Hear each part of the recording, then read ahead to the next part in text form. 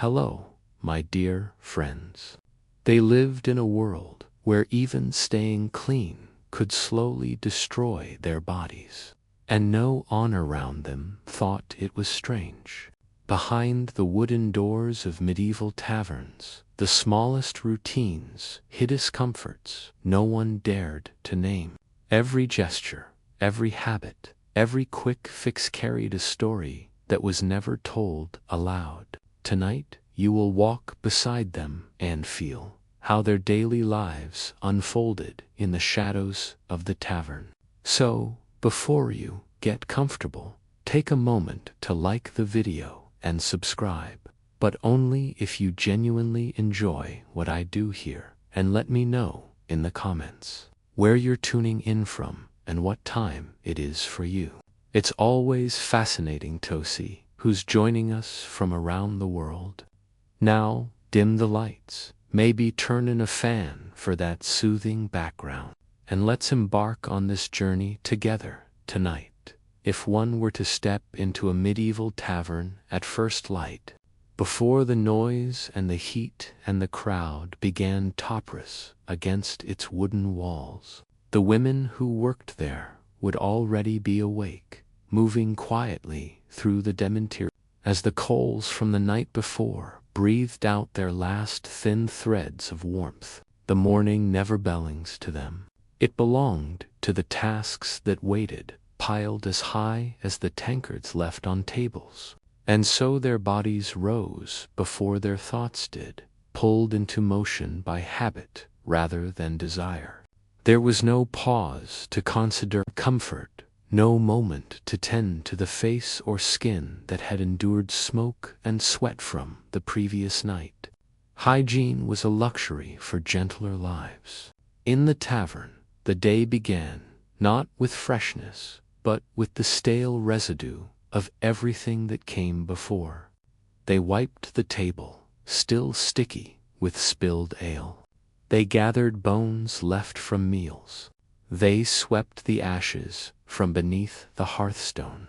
While they worked, the layer of soot, dust, grease, and sweat that had collected on their cheeks through the long evening tightened along the skin, as if claiming its place for yet another day. The tavern's air lived in their pores. It had a heaviness that clung to very surface. The smoke from the kitchen hung low in the rafters and drifted down again each morning, settling into creases at the corners of their eyes. The oil from their hair, loosened by the heat from the hearth, slid along their temples and mixed with the dust they stirred as they swept. By the time the light crept through thishiters in pale strips, the film on their skin had grown thicker, more stubborn, and the thought of washing it away rarely crossed their minds. Water itself was not always clean, and even when there was enough to use, it was saved for cooking or for serving customers rather than the personal comfort of the women doing the work. A clean face did not earn coins. A polished appearance did not keep the tavern running. Every choice was weighed against survival. When their cheeks felt too heavy or their skin itched from dried sweat, the closest thing they reached for was a piece of cloth you said the night before. These scraps were often stiff from grease or damp from beer, but they did what they were meant to do.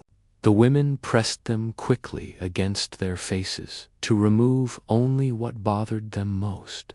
The cloths had wiped spilled wine, cleaned wooden benches, and blotted the soot that fell from the rafters. Yet, in the absence of anything better, they served as towels. A quick rub across the forehead, a swipe beneath jawline, perhaps a pat along the nose, and the task was done. It was simply making do, smoothing away the discomfort enough to carry on. Their mornings held no time for reflection. If they paused too long, the tavern would fall behind its rhythm. There were jugs to refill, floors to scrub, herbs to chop, and bowls to stack. Customers expected warmth and speed, not the appearance of the ones serving them. The women learned to ignore the tightness in their skin and the grit that clung to their hairline. They learned to endure the way their faces felt coated before the day even began. Some had grown so used to it that bare skin felt strange, almost vulnerable, as if the layer of grime acted as a shield against the world pressing too close. They carried Tavern's atmosphere like a second complexion, one that deepened with every hour spent under the low ceiling and beside the smoky hearth. The idea of washing one's face each morning belonged to a different class, a different life, and a different expectation of comfort. In the taverns where these women lived and worked, the body was simply an ethereal, one that did not require polishing to function. Their hands bore the marks of long nights. Their skin carried the memory of every spilled drink and every rush of heat from the fire. They did not stand at basins. They did not splash cool water across their cheeks. Instead, their mornings began already worn, already shaped by the demands of the day ahead. Their faces were not refreshed, but merely braced for the next round of smoke and sweat. Even when the smell of the hearth clung too strongly, or their skin felt tight from dried grease, the thought of cleansing it properly felt distant, like a comfort drifting beyond reach. Customers who later filled Tavern never wondered about these women's mornings.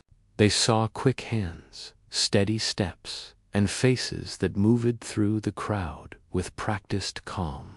They never considered the fatigue layered beneath the soot, or the discomfort hidden under the sheen of oil on the women's skin. They never knew how many mornings began this way, how long the residue of yesterday lingered on their cheeks, and how the tavern's air became part of them. They accepted the presence of these women as another piece of the tavern's atmosphere, woven into the smell of ale, the warmth of the fire, and the sound of wooden mugs.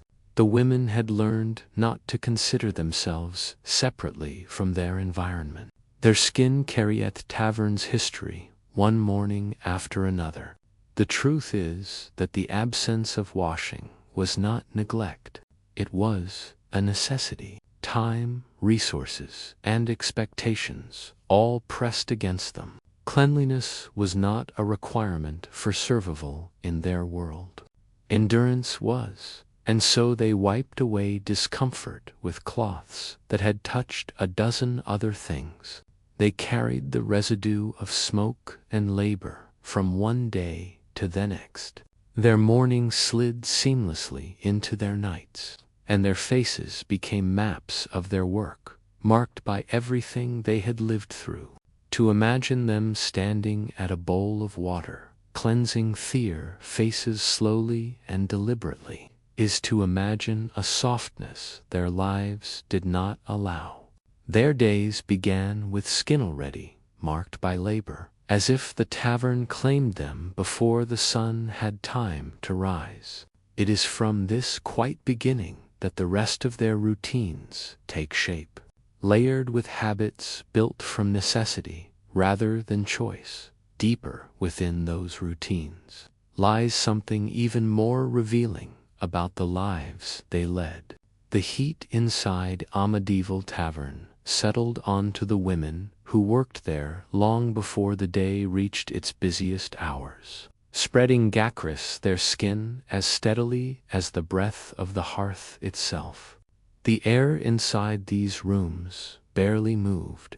It pressed downward from the rafters, warmed by cooking fires and crowded bodies, wrapping itself around any Onowo stepped within. As the women moved through the narrow paths between benches and tables, their bodies absorbed the heaviness of the space, and within moments a thin film of sweat began to form along their necks, shoulders, and the small of their backs. There was no point resisting it. The warmth gathered itself in layers, fed by steam from pits, smoke from burning wood, and the constant presence of people who never stopped entering and leaving. Sweat was not an accident of the work. It was part of the place itself, woven into the fabric of each day like the smell of the ale that soaked into wooden floors. As hours passed, the women's clothing grew damp from the constant movement.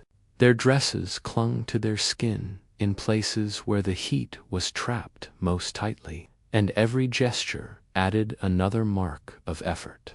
They carried tankards filled with ale to men who drank quickly and carelessly.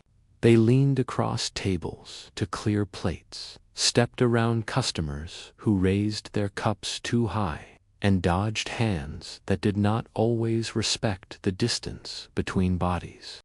In those moments, it was common for ale or beer to spill, splashing onto their sleeves, seeping into their skirts, or running in thin lines along their arms. The smell of the drink was sharp at first, but as it dried, it blended with sweat, forming a surmixture that lingered until long after the tavern emptied for the night.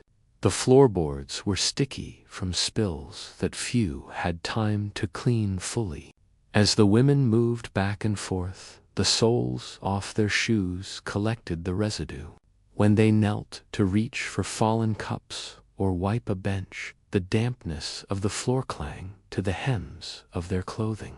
Even when they stood again, the smell traveled upward, settling into the fabric with stubborn persistence.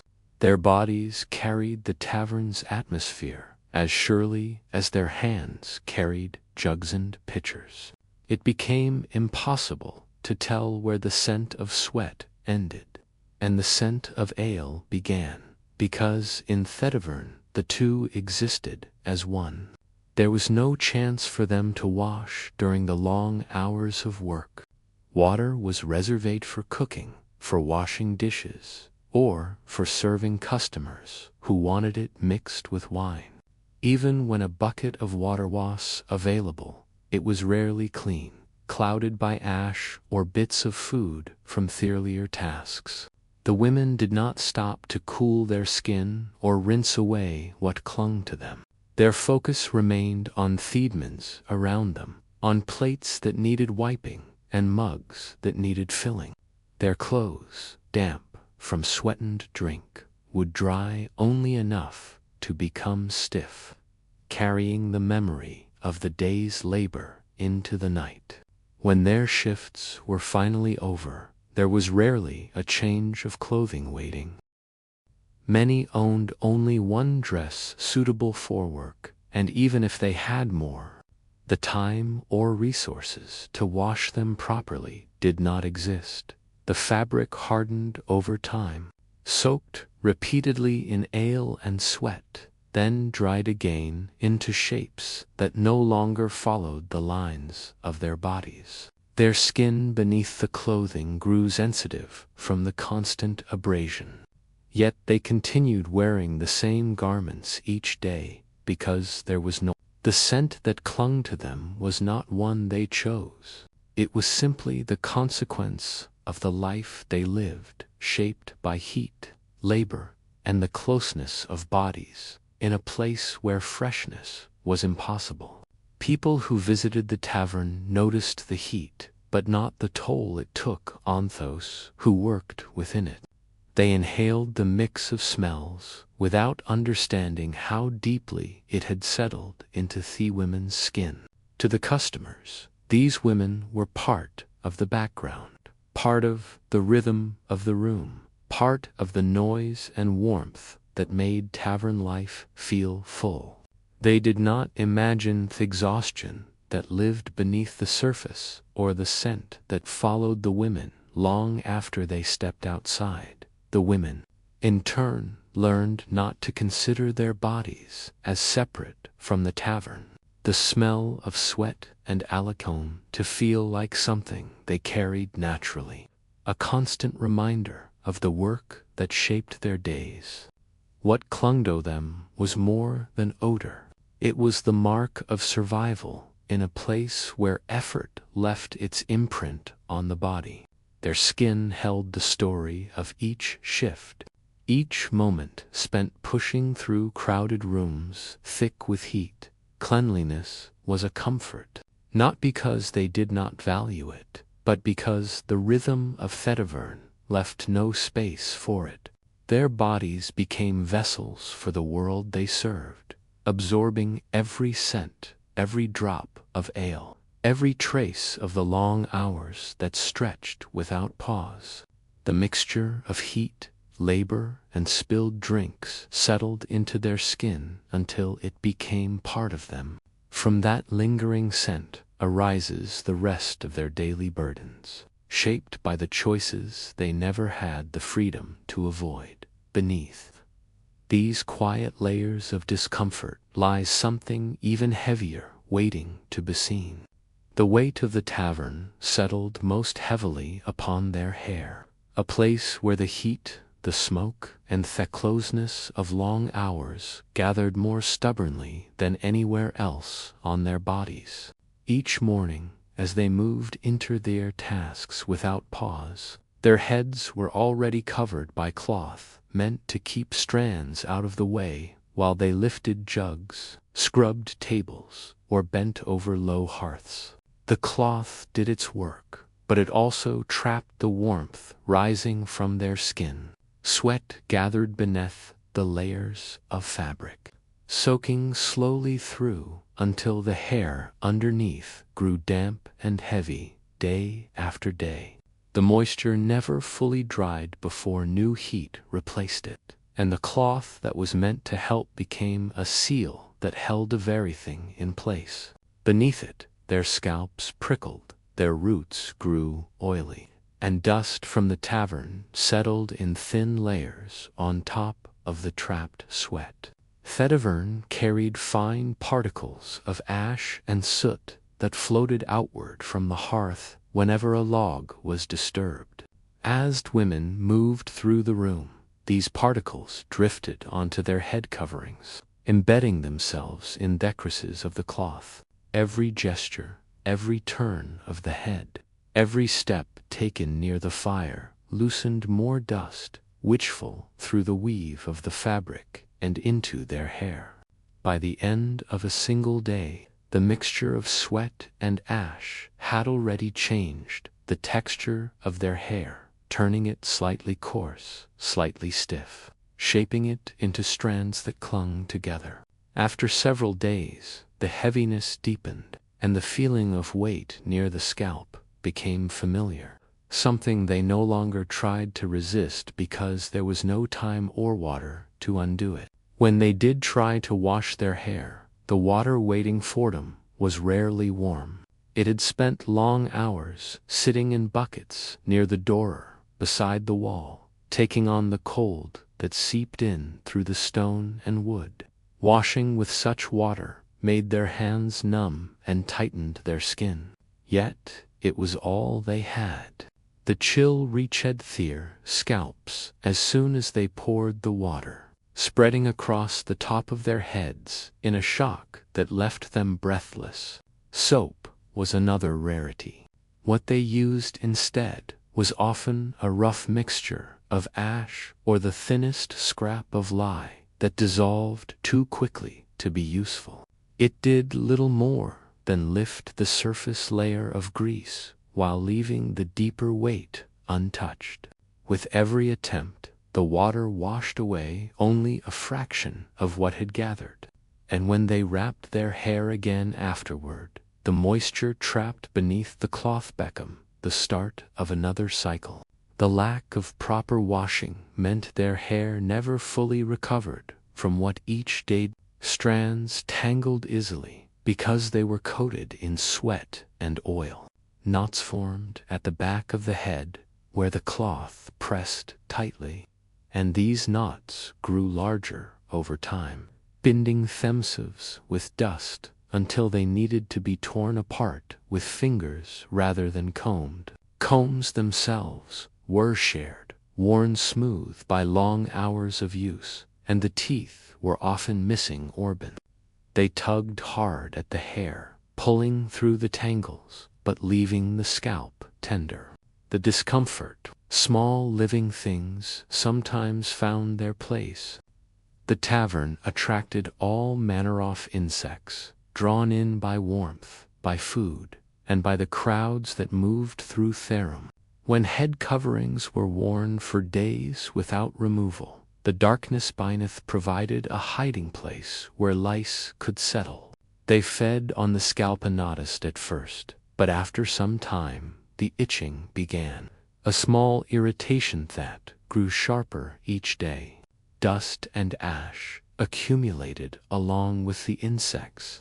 The mixture created a gritty feeling near the roots, as if the hair itself had become weighted with the tavern's residue.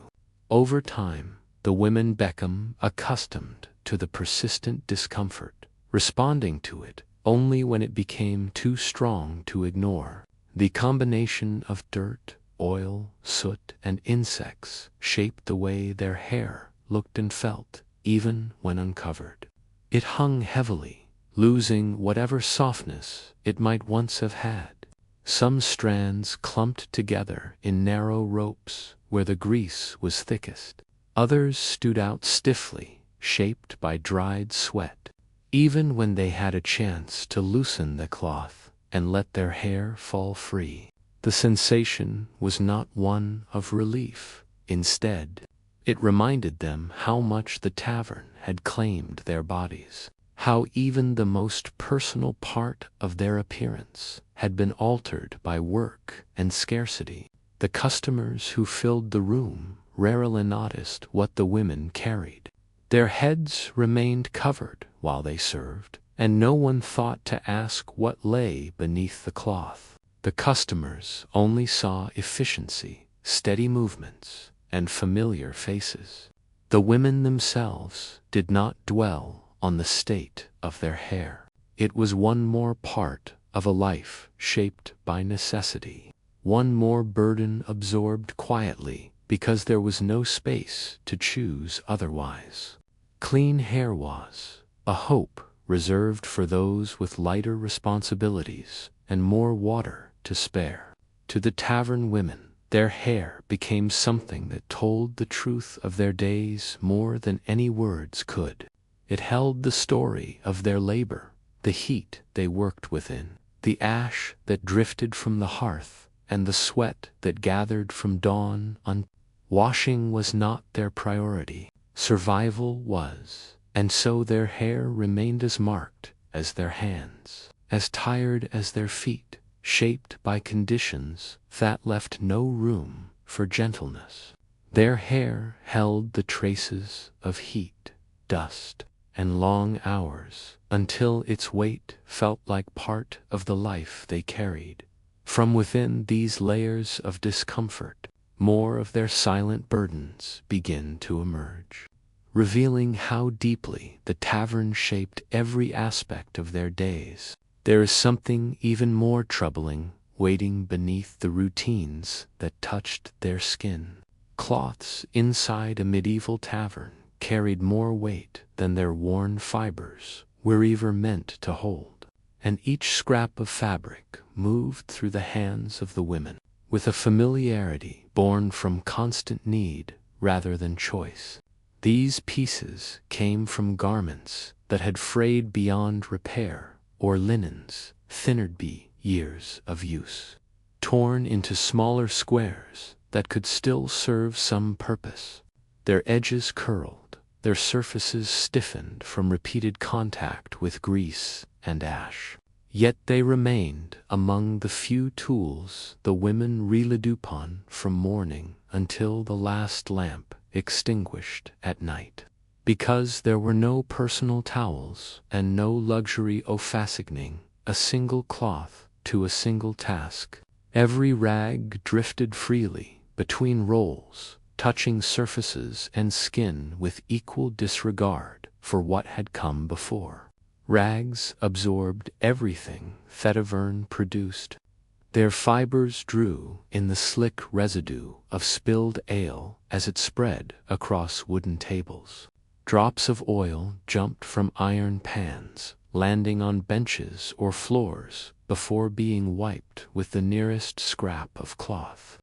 Ash drifted from the hearth whenever logs were shifted or embers stirred, settling gently at first, then embedding deeper with the pressure of a wiping hand. Even blood found its way into the fabric when a woman cut her finger on a broken cup or cracked bowl. These stains marked the rags permanently, darkening them into shades that no amount of rinsing could remove. The cloths carried these traces quietly, layering the story of the tavern into their threads as though absorbing another day of work with each use. When the rags were washed, the process was brief and inadequate. Water was too valuable to waste on scrubbing a cloth until it was truly clean. Instead, the fabric was dipped into a bucket of cold water, rubbed against itself a few times, and wrung out until most of the surface grime faded. The deeper residue of grease and soot remained, trapped in fibers, leaving the rags stiff when dry and heavy with old scents. Soap was scarce, so washing rarely meant cleansing. It meant making the rag usable enough to continue its cycle. As soon as the cloth dried, it was ready to be picked up again, already holding the smell of smoke before it even touched another surface. These rags traveled unpredictably through the tavern each day. A cloth that had been wiped down eatable in the morning might later clean a bench, soak up spilled stew, or brush ash from the hearth. By midday, the same cloth could be pressed against a woman's cheek to remove the sweat gathering near her temple, or used to wipe dust from the corner of an eye irritated by smoke. The transition between tasks happened without hesitation because there was no alternative. Work demanded speed, not discretion. The rag served whatever purpose the moment required. Even when women knew the cloth had been used on the floor earlier, they still reached for it when heat, sweat, or discomfort forced them to pause and wipe their skin. The smell of the cloths clung to the women each time they used them. Grease left a faint heaviness, ash a dry bitterness, and stale ale a sharp sour undertone that mixed with sweat. When pressed to the face, the rag left more residue than it removed, yet it provided enough relief to continue working. The grit caught within the fibers rubbed lightly against their skin, the senlinard near their mouths and hairline. Over time, the women became accustomed to the sensation, responding to it only when the fabric stiffened too much or carried a dampness that signaled the need for another quick rinse. Customers rarely noticed the rags, even though they've passed through the room constantly. They saw the tables being cleared, the spillstis appearing, and the surfaces being made presentable for the next drink or meal. They did not consider what thos rags had touched before, or how often the same cloth was used throughout the day. To the customers, the tavern appeared functional and alive, shaped by the constant movement of the women. The tools used to maintain that illusion remained invisible, blending into the background like the low hum of voices or the crackle of burning wood. For the women, however, the cloths symbolized the constraints of their world. They worked with what little they had, turning the same rags over and over in their hands, knowing they would never be soft or truly fresh again. The fabrics held the tavern's dirt and its heat, They carried the marks of long hours and scarce resources. The women understood thought proper cleaning was impossible. They accepted the stiff texture and lingering smell because the day demanded constant wiping and constant readiness. The cloths became an extension of their bodies, shaped by the same pressures that shaped their routines. Over time, the rags revealed the deep connection between the women and their skin bore the same soot that lived within the cloths. Their hands carried the same grease. The boundary between their own bodies and the tavern blurred through repeated contact with fabric, soaked in the place's stains. They learned to press the cloth to their faces with a precision, to wipe their hands against fibers that had touched every surface in the room. It was not carelessness, it was an adaptation. The tavern dictated the rhythm, and the women followed it, even when comfort slipped further from reach. The cloths themselves became small archives of the tavern's days, holding fragments of every task, every spill, and every moment when a woman paused long enough to swipe soot from her cheek. Their fibers spoke of scarcity, of repetition, of endurance soccaried quietly through long hours. They symbolized a way of living, shaped not by choice, but by the unending demands of work and the relentless closeness of the tavern's air. Shared cloths gathered traces from every corner of the tavern until they settled onto the women as surely as the work itself, pressed against their bodies. From this mixture of surfaces and skin rises a clearer picture of how deeply their lives were tied to their environment. And beneath that closeness waits something even more troubling that the day will bring. Latrines available to the women who worked in medieval taverns offered almost no comfort and even less cleanliness, standing as rough wooden structures set a short distance from the main room, yet close enough that their smell drifted back with the slight shift of warm air. These cramped spaces were constructed from uneven planks, their gaps allowing cold wind, insects, and the dampness of the earth to seep. Light rarely reached them. The walls were darkened by moisture, and Thefler felt unstable beneath their feet. Water was never kept nearby, not because the women lacked awareness of its need, but because every drop inside the tavern served a purpose tied directly to survival. Buckets were reserved for cooking, cleaning dishes, or mixing drinks, not for the kind of personnel washing that slowed the day's pace. To step into the latrine meant entering a place ruled entirely by necessity, where washing hands afterward was a thought quickly dismissed because the conditions did not allow for anything more. Women moved through these spaces quickly, aware of the countless demands waiting inside the tavern. Their gestures were efficient, shaped by habit and the pressure of work that left no room to linger. When they finished, there was no basin to reach for, no water jug placed conveniently by the door. Instead, they wiped their hands against the sides of their skirts, using fabric already marked by soot, sweat, ale, and the dust of long hours. The cloth absorbed whatever remained on their fingers, adding new stains that blended seamlessly into the old. When the fabric felt too saturated, too coarse to be useful, the women pressed their hands against the wooden wall beside them. The boards weren't smoothed in some places and splintered in others, carried the faint layered traces of everyone who had done the same before. Their skirts, already heavy from the demands of the tavern, held these marks without protest. Each day a dead new streaks and spots, deepening the fabric's dullness until the original color faded beneath the evidence of constant labor.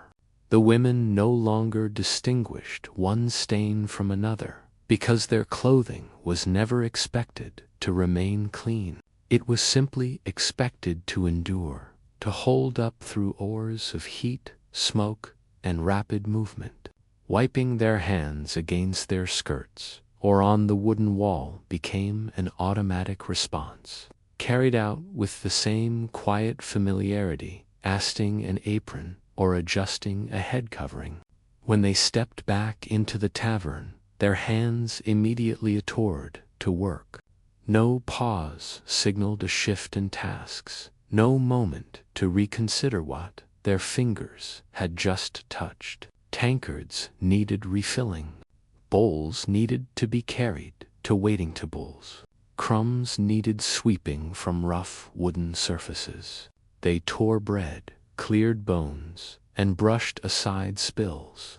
Each action carried out with hands that bore the residue of the latrine. Customers called for ale, for food, for more light near their tables, and the women moved swiftly to meet those demands, without giving thought to what clung to their palms or collected beneath their nails. Cleanliness was not an expectation in this environment. The constant pressure of serving was customers focused on what they received rather than how it was prepared or who handled it. They noticed the women's speed, their strength, and their steady movements. They did not notice the faint marks on their fingers or the smudges that faded into the sleeves of their dresses. The tavern's atmosphere did not lend itself to questions about hygiene.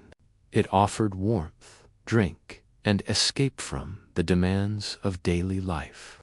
And the women who worked there blended into this environment, shaped by the same scarcity that shaped the tavern itself. Their hands became tools, no different from the rags used to wipe tables or the boards used to chop meat.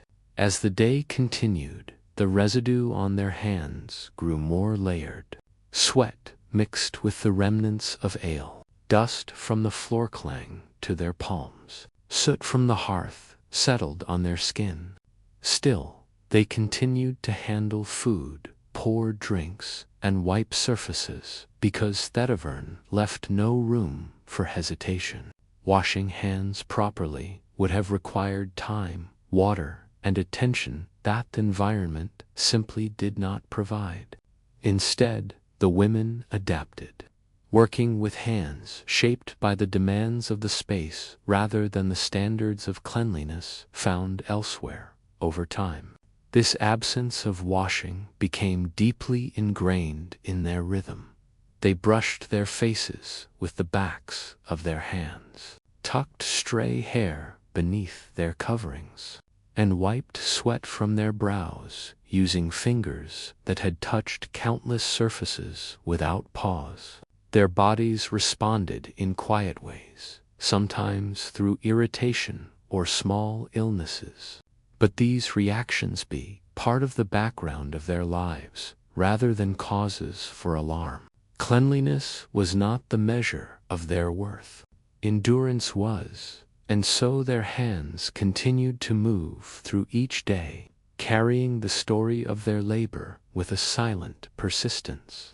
The marks on their hands revealed more than the tasks they reflected a reality shaped by scarcity, by unending work, and by the closeness of a world where personal comfort held no place. To imagine them standing before a basin, washing their hands in clear water, is to imagine a life the tavern did not offer. What they carried on their skin was not carelessness. It was survival rendered visible. Hands moved from the latrine to the tavern without pause, marked by the same scarcity that shaped every hour of their lives. From this blurred boundary between necessity and routine emerges a deeper sense of how the tavern governed their days. And hidden beneath these habits is something heavier waiting, Tobe revealed. Fabric used by the women. who worked in medieval taverns, was never chosen for comfort, and during their monthly bleeding, it became something they endured rather than relied upon. There were no soft woven cloths set aside for this purpose, no carefully wrapped bundles of clean material waiting to be. Instead, they took whatever scraps remained from garments to damaged torpor, pieces torn from old linens, or handfuls of dry grass gathered from outside when nothing else was available. These makeshift pads were tucked beneath their skirts, held in place by layers of fabric rather than stitching or ties, shifting slightly as they moved through the crowded tavern. The coarse texture of grass or the uneven weave of worn fabric pressed against their skin with every step, reminding them constantly of body's needs in a world that offered little space to address them. The tavern's heat made these improvised materials soak through quickly. As they walked from table to table, carrying mugs of ale or lifting heavy pots near the hearth, the warmth rising from the fire mixed with the warmth of their own bodies. Sweat gathered beneath their skirts, turning the fabric damp and heavy, and the material meant to catch their bleeding absorbed more than it could hold. There was no private place to stop and adjust what they wore, and no opportunity to replace it with something clean. The days stretched long, and each hour deepened the discomfort as the fabric clung more tightly to their skin. By midday, the had grown stiff at the edges where blood had dried, forming small, crusted ridges that rubbed with each movement. These scraps were rarely washed properly because the time and water required were never theirs to use after a long shift. The women were already exhausted, and the tavern demanded that water be saved for tasks that served customers, not for the body's quiet needs. When they did attempt to clean the makeshift pads, the process was hurried and insufficient. The fabric was rinsed briefly in cold water, wrung out until water ran faintly tinted, then hung near the fire to dry quickly before the next day. Traces of dried blood remained trapped in the fibers, forming stains that layered one atop another. Lavinga, persistent scent that never fully faded. Grass used as padding was discarded when it became too damp or fell apart. But even then, the women had to rely on whatever was available, and availability rarely meant. As the day continued, the smell began to settle into their clothing. The combination of sweat, dried blood, and the dampness from heat created a sour, earthy scent that blended with the ale-soaked air of the tavern. It clung to their skirts in faint, irregular patches, especially along the inner layers, where the fabric pressed closest to their bodies. The women noticed the smell only briefly before the demands off work pulled their attention away again. Their focus remained on customers calling for more drinks, on spills that needed wiping, and on the constant clatter that filled the room. They had learned long ago to silence the discomfort that pulsed quietly beneath the surface of their labor. The smell did not rise sharply enough for most customers to detect. Lost amidst the scent of smoke, stale ale, roasting meat, and unwashed bodies that filled the tavern from dawn until night. Yet the women carried it with them as they moved through the space, a faint reminder of the body's unyielding cycle. Their skirts, once vibrant with color, darkened over time as layers of stains collected near the hem and along the inner seams. Even when the outermost fabric remained dry, it bore the faint marks of what lay beneath.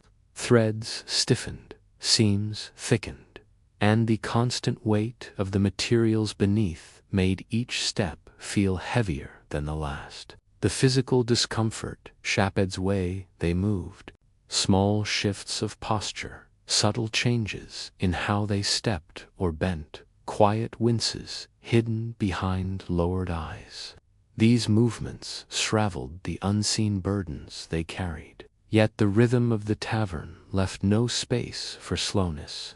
They continued to work, with steady hands, lifting mugs, clearing bones, sweeping crumbs, and leaning close to customers who never considered what the women held beneath their clothing. Their bleeding was invisible to anyone who did not look closely, and no one did. The women had become part of the tavern structure, expected to move efficiently, regardless of what their bodies demanded. In their moments when they sat or leaned against a wall to rest, the padding beneath their skirts pressed uncomfortably, reminding them of how long they had worn it. The fabric danned as it dried, shaping itself into stiff panels that tugged against their skin. When they rose again, the friction returned immediately. But there was no option to remove or replace the padding until their work was done. When exhaustion finally pulled them towards sleep, they lay down, still wearing the same layers, too tired to remove them, and lacking the privacy to do so, even if they had the energy. Their experience revealed a quiet truth about life inside the tavern. The body did not pause for labor, but labor never paused for the body. The materials they used were not chosen, but forced upon them by scarcity, by the rhythm of work, and by the unrelenting demands of each day. Their discomfort remained with them from morning until night, a muted attuven into the fabric of their routines. Their garments held the residue of blood, sweat, and long hours, clinging to them as tightly as the work itself shaped their days. From this hidden discomfort emerges a deeper understanding of how their routines demanded endurance beyond the visible tasks. Beneath these quiet burdens waits another layer of hardship that the tavern forced them to withstand.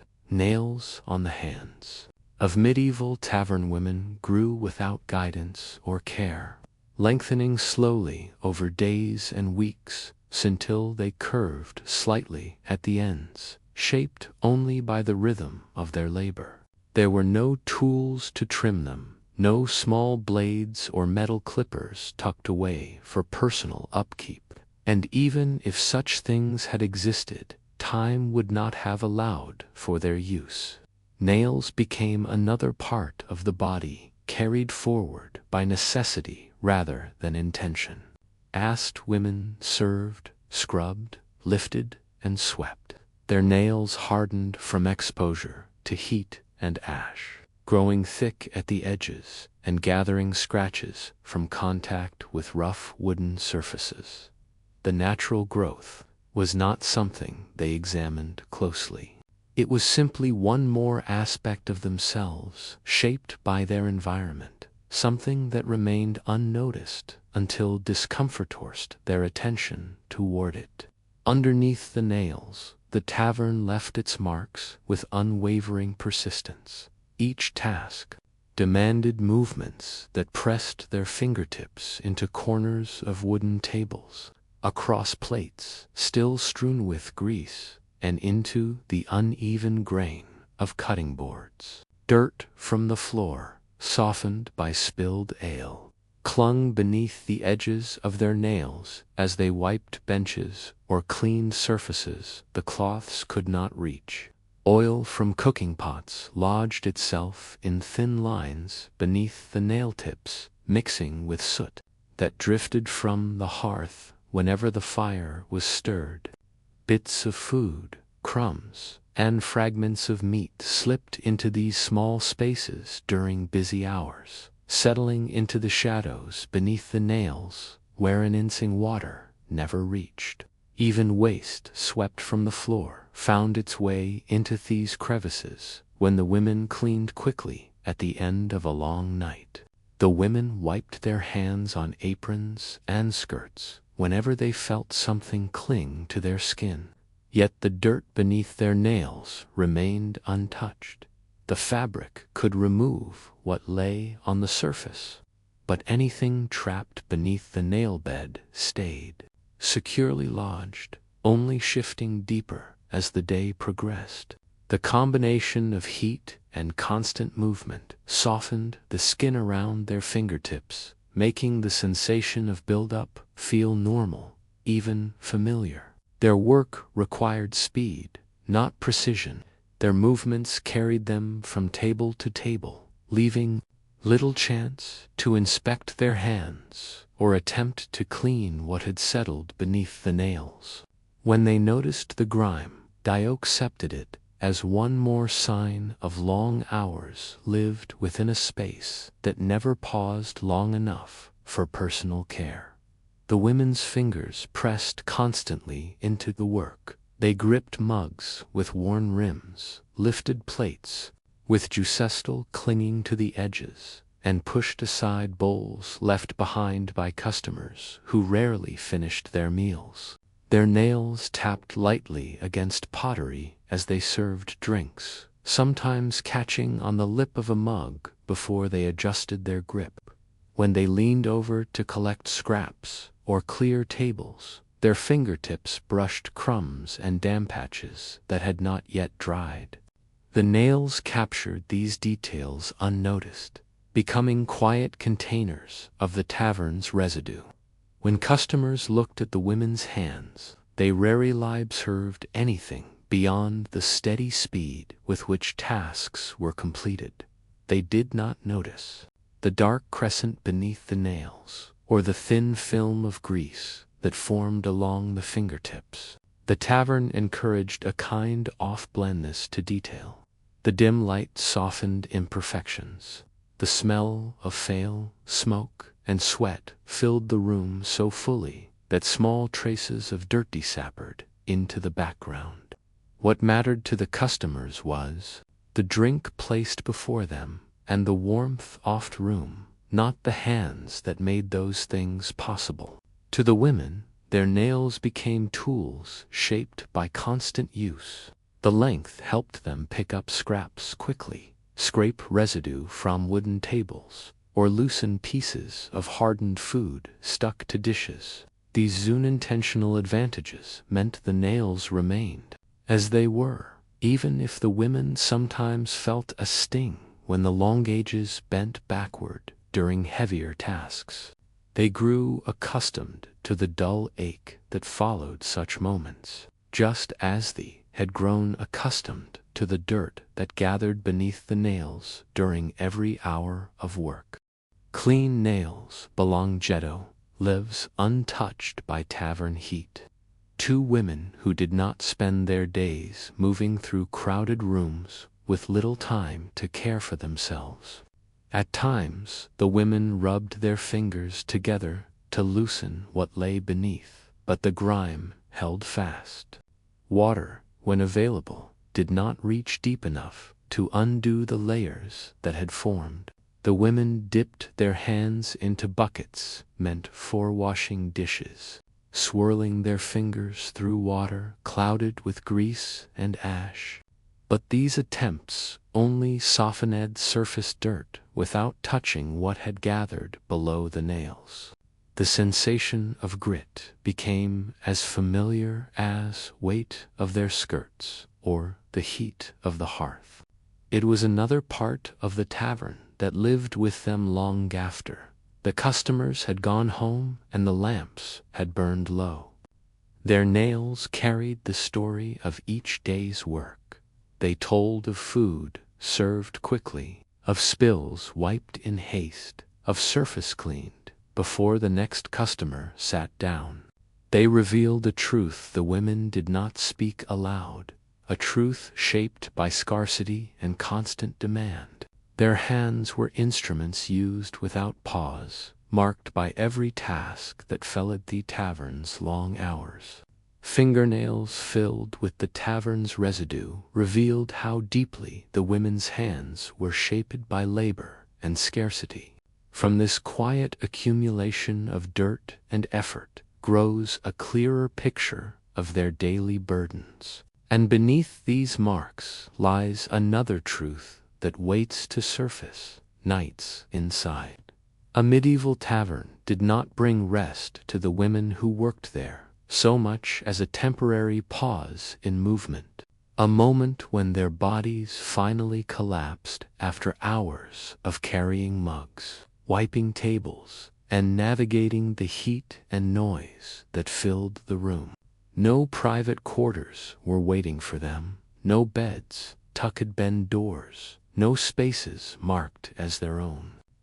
When the lamps burned low and the last customer staggered out into the dark, the women remained within the tavern's walls, preparing themselves for sleep in the same place where they had spent the entire day working. The silence after closing felt heavy rather than peaceful, settling unevenly over the scattered tables and benches as the women searched for small pockets of floor not yet claimed by debris, spills, or the cold that crept through the wooden boards. They did not choose where they slept. They simply lay wherever the space would allow. Some found narrow gaps beneath tables where shadows gathered thickest, curling themselves beneath the wooden structures as though hiding from Thurld above. Others pressed into corners, leaning against the wall before sliding down until the fatigue in their limbs forced them onto the floor. These spaces offered no true comfort, but they provided distance from the parts of the tavern most stained by food and drink. Even then, the floor remained uneven beneath them, marked by years of spilladale that had seeped deep into the boards, leaving them sticky in places and brittle in others. The floor itself held the memory of every hour that had passed.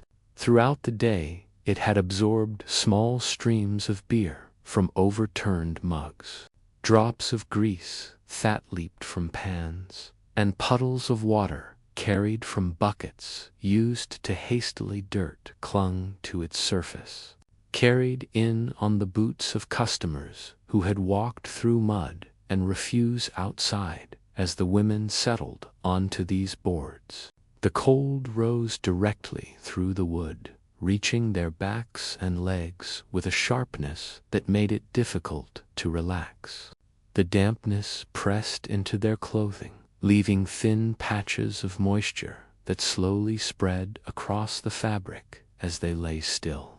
Even when the heat of the day lingered close to the hearth, the floor kept its chill, an unwelcome reminder of how deeply the tavern shaped their nights.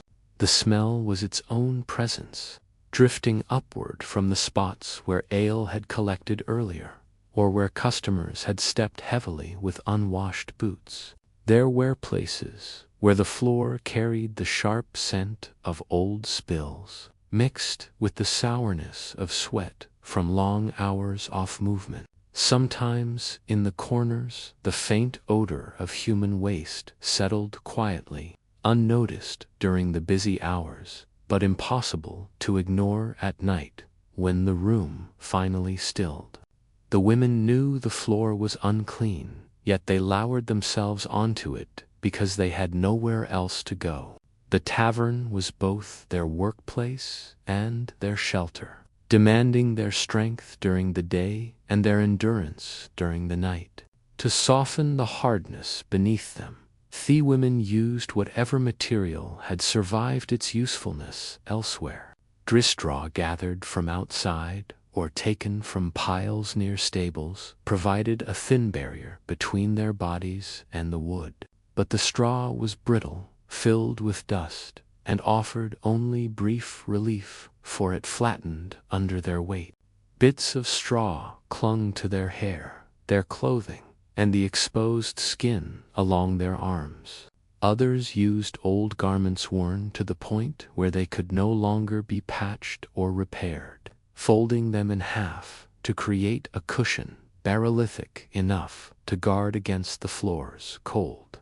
These makeshift bedding materials carried their own smells, mustiness from disuse, the scent of old sweat, traces of tavern air that had seeped into the fabric over time. As they settled into sleep, their bodies never fully relaxed.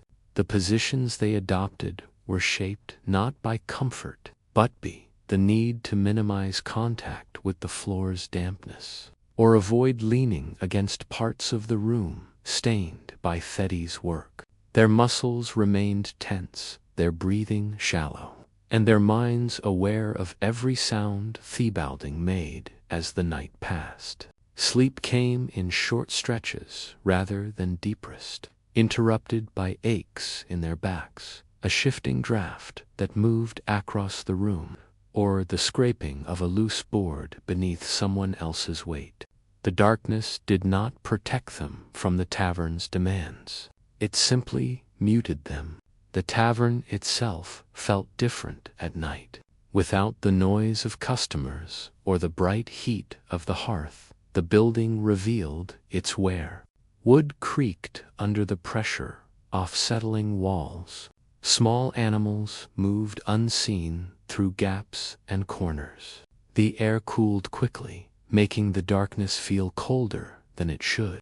Yet the women accepted these conditions without. Sleep was necessary, even if imperfect, and any surface that allowed them to close their eyes for a few hours was better than none. They had grown used to the shift between labor and rest, between heat and cold, between noise and silence. The tavern dictated the rhythm of their lives, and they followed it because no path led elsewhere. When morning approached, fickled floor pressed against their stiff bodies until the ache forced them to rise again. Bits of straw clung to their clothing. Marks of the floor lingered on their skin. Fatigue pulled at their limbs, but work called them back into motion before the sun had risen high enough to warm the room. They stood, gathered their makeshift bedding, and resumed the duties that shaped their days, leaving behind only faint impressions of where they had rested. Sleeping on the tavern floor bound the women to the building as tightly at night as labor held them by day, leaving their bodies marked by cold, dampness, and unbroken fatigue. This small portrait of their nightless struggle opens into the larger pattern of how every part of their environment shaped them without mercy.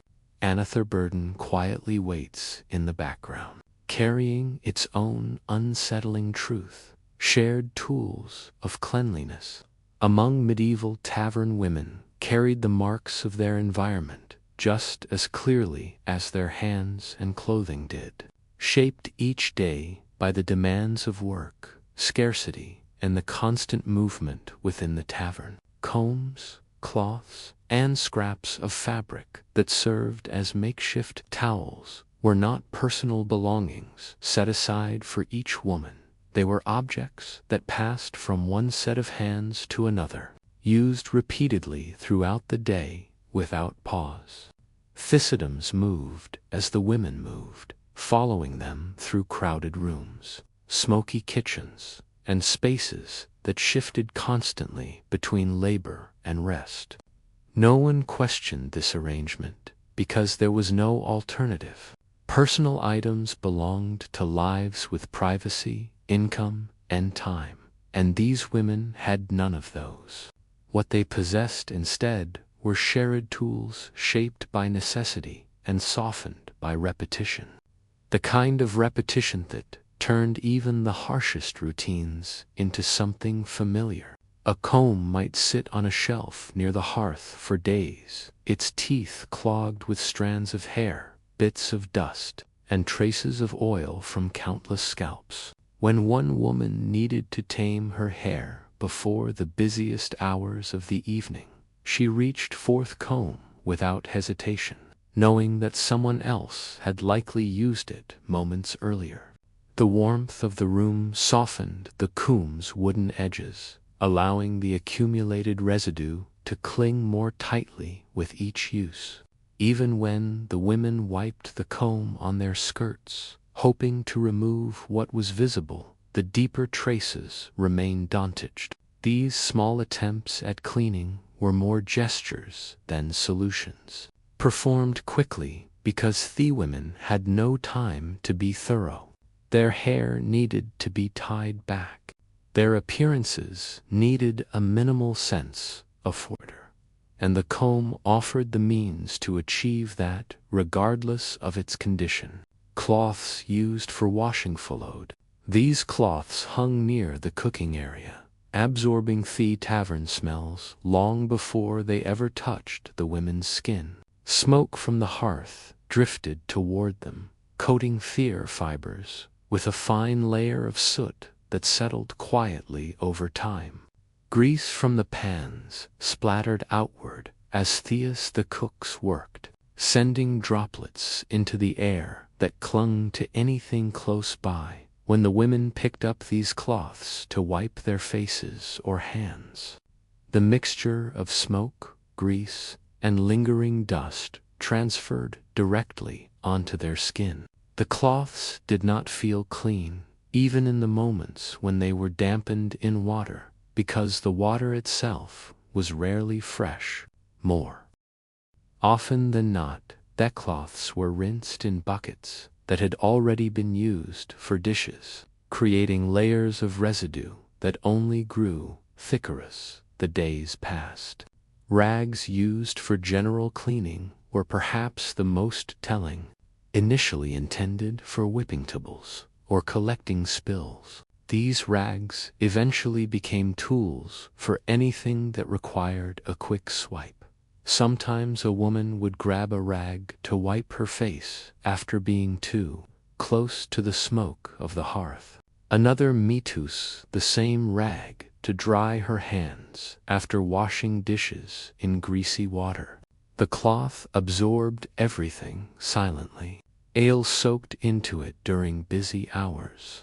Dirt from the floor settled into its fibers when the women tried to clean patches of mud left behind by customers. Bits of food clung to the threads, working themselves deeper with each use.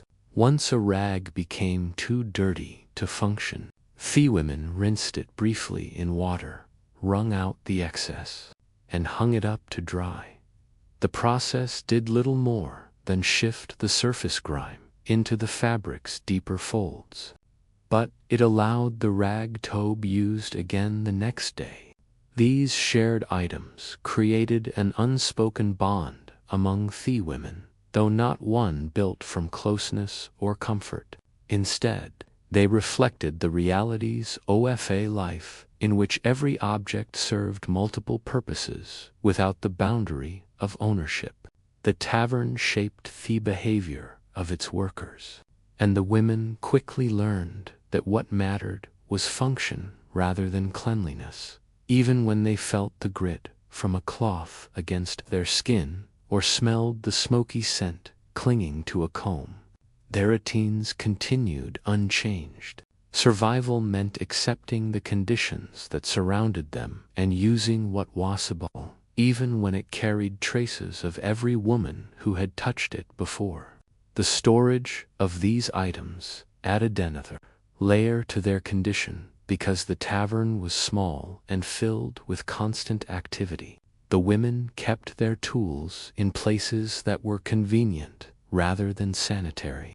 Combs were placed near the hearth where they would be easy to find, but the same location exposed them to smoke that drifted upward every time the fire was stirred. Cloths hung on wooden pegs close to cooking pots, catching stray droplets of oil whenever a dish sizzled too fiercely. Rags lay folded near buckets of water and stacks of dishes, absorbing the scent of food and the dampness that lingered on the floor. Even when the women recognized that these locations made their tools less clean, they had no safer alternatives.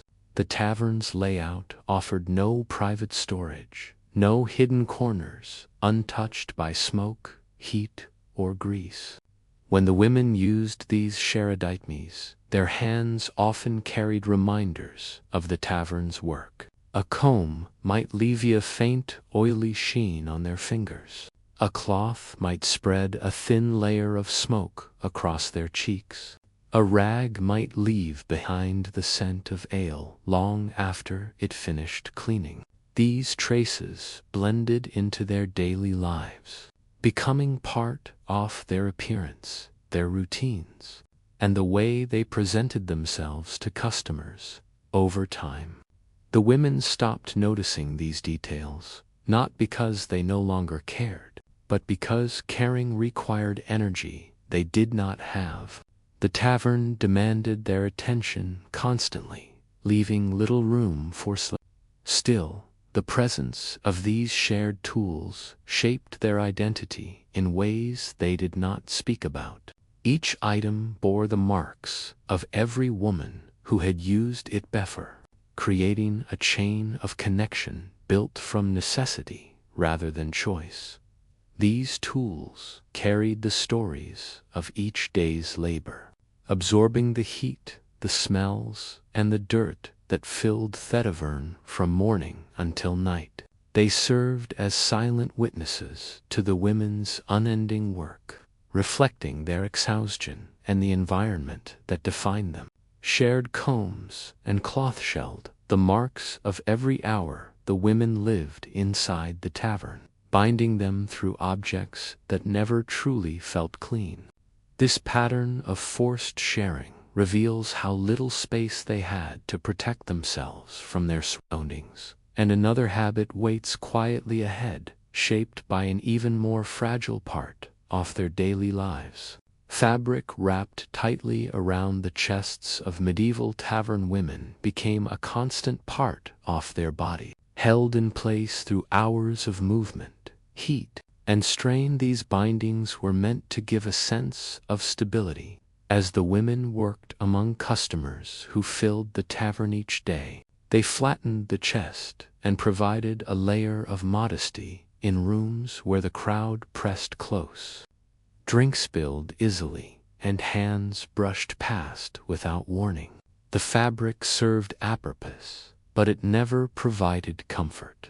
It clung to the skin with an insistence by heat and sweat, forming a tight band across the rib cage that followed every breath the women drew.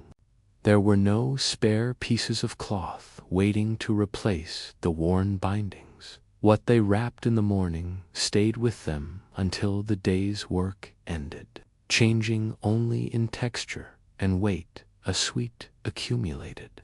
The heat inside the tavern made the fabric cling more tightly as hours passed.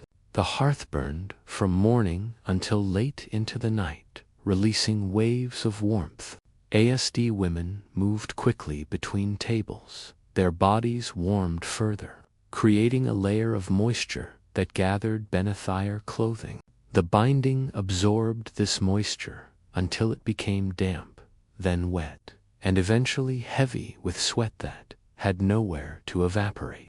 Dampness spread across the entire cloth, seeping into its fibers and softening the edges so that they curled inward against the skin. Instead of loosening with time, the fabric stuck to the women's bodies as though becoming part of them, making each breath feel slightly restricted as the day advanced. The bindings were never washed thoroughly because there was no opportunity to care for them properly. Water was reserved for cooking or cleaning dishes, not for laundering personal garments. Firewood was used to maintain the hearth, not to heat water for scrubbing clothes. Even when the women attempted to rinse the bindings, they usually used cold water from a bucket, which removed only the surface dirt while leaving the deeper dampness untouched. After rinsing, the cloth could not dry fully in the humid air of the tavern, and even when hung near the hearth, it absorbed the smoke long before it lost the moisture clinging to its fibers. By the time the women wrapped the cloth again, it carried a mixture of scent smoke, sweat, and the faint sourness of old dampness that had settled deeper into the fabric. The skin beneath the bindings endured these conditions silently. At first, the constant dampness resulted in patches of irritation, small areas of redness that grew more tender each day. As the fabric rubbed against the skin during work, these irritated areas deepened into sores that burned each time the women shifted their weight or lifted their arms. The dampness made the skin softer and more vulnerable, allowing friction to leave traces that lingered long after the bindings were removed. Sometimes the women felt itching that spread across their chests, a sensation that grew worse in the evenings when the temperature dropped. At other times, the bindings trapped heat so effectively that the skin beneath felt swollen or inflamed, but there was no remedy. The fabric remained essential, something they relied upon to maintain modesty and stability. Amid the chaos of the tavern, the smell of the bindings added another layer to the discomfort. Damp fabric develops its own scent, especially when worn for long periods without proper washing. The mixture of sweat and smokes settled into the cloth until it formed an odor that never fully disappeared. Even after attempts to rinse the fabric, the scent returned quickly once the bindings were placed against warm skin again. As the day progressed, the odor deepened, becoming something the women could detect only when the tavern's other smells faded briefly.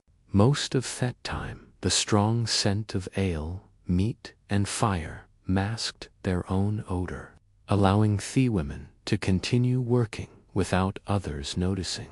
But when the tavern quieted late at night, the smell of the bindings became more apparent, rising gently into the air as the women moved or bent over to clean the last of the tables. Still, the bindings were necessary, and the women accepted them without question. They needed support for their movements, especially when weaving through crowds or bending repeatedly to clean surfaces. The fabric kept their clothing in place, shielded them from unwanted attention, and offered at least a sense of order in a life shaped by constant labor. Though the cloth held discomfort, it also served a purpose. The women understood that function outweighed comfort, and any cloth that could hold its shape was used until it became too worn to remain tied. Only then would it be replaced, usually with another piece of fabric cut from something already frayed or damaged. Even when the bindings caused pain, the women continued their routines without pause. Their days required unbroken movement, and discomfort became a silent companion rather than an obstacle. They learned to shift their shoulders slightly to ease the pressure, to inhale carefully when the cloth felt too tight, and to ignore the cold sensation of dampness pressing against their bodies. These habits became part of their identity, woven into the rhythm of their work as deeply as the cloth was woven against their skin. Wet chest bindings revealed how even the simplest garments could press hardship into the women's daily lives, forcing their bodies to endure what their work demanded. As the strain of these routines settles into view, the patterns of their habits become clearer in the dimness of the tavern. Another sign of their daily wear appears quietly ahead, marked by an even more delicate part of their bodies. Mouths of medieval tavern women carried the marks of their work as clearly as their hands and clothing, shaped day after day by the food, drink, and smoke that surrounded them from morning until it into the night. Oral care was not part of their routines because there was no time, no tools, and no sense that such attention could change the demands of their lives. Without brushes or pastes, the women relied on the simplest motions to clean their mouths, using fingertips or small twigs worn smooth by. These gestures removed only what was loose and easy to reach, leaving behind deeper layers that settled quietly along their teeth. The women grew accustomed to this partial cleansing, not because it felt effective, but because it was all they had. Their mouths reflected the same scarcity that shaped other parts of their daily existence. Each day inside the tavern added new layers to the film already coating their teeth. As the women called out orders, tasted broth to check its flavor, or leaned close to customers who spoke through smoke-thickened breath, particles of food and ash settled along their gums. The heat of the hearth caused their mouths to dry, leaving behind a grainy texture formed by the mixture of flour, dust, crushed herbs, and the lingering sweetness of ale. When they drank water, it washed away only a small amount off this buildup, leaving the rest to harden slowly into a substance difficult to remove without proper tools. Their fingertips, dampened with whatever water they could find, rubbed against their teeth with quick movements made more from habit than belief. The numbness of routine dulled their awareness of how little these motions accomplished. The smell that followed them throughout the day came from the mixture of food and drink that passed through their mouths in quick bites between tasks. Once the tavern was filled with customers, there was rarely time for the women to sit properly for a meal. Instead, they ate scraps or small portions while moving, letting pieces of bread, meat, or vegetables linger briefly in their mouths before swallowing. Some foods left traces that clung to the crevices between their teeth, deepening the scent that grew stronger with each passing hour.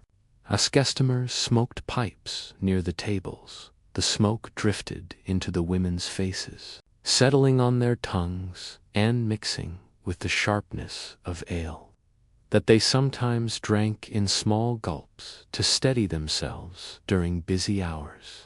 By nightfall, their mouths held a combination of flavors that had nowhere to escape. When the women finally attempted to clean their mouths, they reached for their fingers or twigs picked up on their way to the tavern. Twigs held a certain convenience, their fibers softening slightly as they were chewed to form makeshift bristles. With these, the women scraped along their teeth, relying on the mild friction to remove surface debris. But motion was quick and inconsistent, shaped by the need to return immediately to their duties. The twigs rarely reached the spaces between the teeth where food lodged itself most securely. The fingertips offered even less precision, smearing the buildup rather than removing it. Cleaning became a symbolic gesture rather than a meaningful practice, a reminder that they had tried their best with what little they had. Over time, the buildup hardened into deposits that wrapped themselves around the base of each tooth. These layers grew thicker with each passing season, turning from soft residue into rough patches that held the traces of countless meals and hours of smoke-filled air. The women grew used to the sensation of these deposits beneath their tongues, feeling their uneven surfaces when they paused long enough to notice. They learned not to run their tongues too forcefully along their teeth, because doing so sometimes caused a dull ache. The gums became sensitive in certain places, throbbing gently after long days of chewing tough bread or dried meat. But their discomfort remained quiet, overshadowed by the greater demands of their labor. The mixture of old food, drink, and ash created a smell that lingered around them, noticeable only when they drew close to others, or when the tavern momentarily fell silent. Customers accustomed to the tavern's odor rarely paid attention to the women's breath. It blended with the surrounding scent of ale, fire, and bodies pressed into tight spaces. The women themselves noticed the smell only at night, when the room finally calmed and their breathing grew slow. In these moments, the sharpness of old ale or the bitterness of smoke arose from their mouths, tracing the outline of another day lived entirely within the tavern's atmosphere. Still, the women accepted their oral care as it was, because their routines left no room for more. There were nap powders designed to freshen the breath, no brushes to polish the teeth, no rinses to soothe the gums. Even if such attempts had existed, they would have been too costly for women whose lives were shaped by limited means and constant work. Cleanliness of the mouth belonged to those with time and privacy, luxurious these women had never known. Instead, their teeth became records of their lives, holding the marks of every shift served, every meal eaten in haste, and every breath drawn through smoky air. Mouths reflected the same truth that shaped every corner of their world. Survival required them to live with the small discomforts that repeated endlessly without resolution. These discomforts formed the background of their days, settling into their bodies until they became indistinguishable from the women themselves. Uncared for mouths revealed how even the smallest parts of these women's lives were shaped by scarcity and unending labor, leaving traces that deepened year after year. As the sounds of their days quiet into view, the rhythm of another habit begins to emerge, tied closely to the way they attempted to wash what little they could. Ash mixed with water became one of the few cleansing agents available to medieval tavern women, a substance they turned to not because it worked well, but because it was always within reach. The hearth burned from dawn until long after nightfall, leaving bent piles of fine gray powder that settled around the edges of the fire. When the women needed to wash their hands, wipe their faces, or clean the cloths used throughout the day, they scooped this ash into small amounts of water, stirring until the mixture thickened into a cloudy liquid. The combination produced a coarse texture that clung to the skin, offering the faint impression of cleanliness without removing much of the dirt pressed deeply into their pores. It was not comfort they sought in these moments, but Asmel attempt to lessen the marks of their labor before returning to the heat and noise of the tavern. The liquid mixture carried the scent of smoke more strongly than the women did themselves. Once the ash dissolved, it released an odor that lingered heavily around their hands and faces, settling into their clothing and the cloths used for wiping. This smell blended with the tavern's constant haze, the notes of burning wooden cooking fat that filled the air almost continuously. Even after washing, the women carried the scent of the hearth as though it had woven itself into their skin. The ash offered no soothing quality. Instead, it left behind a roughness that scraped lightly against the fingertips each time they touched their own faces after washing.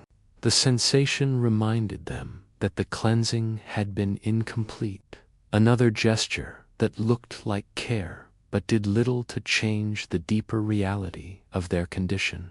When they used the mixture to wash their hands, the water turned murky quickly, revealing how much dirt the ash itself.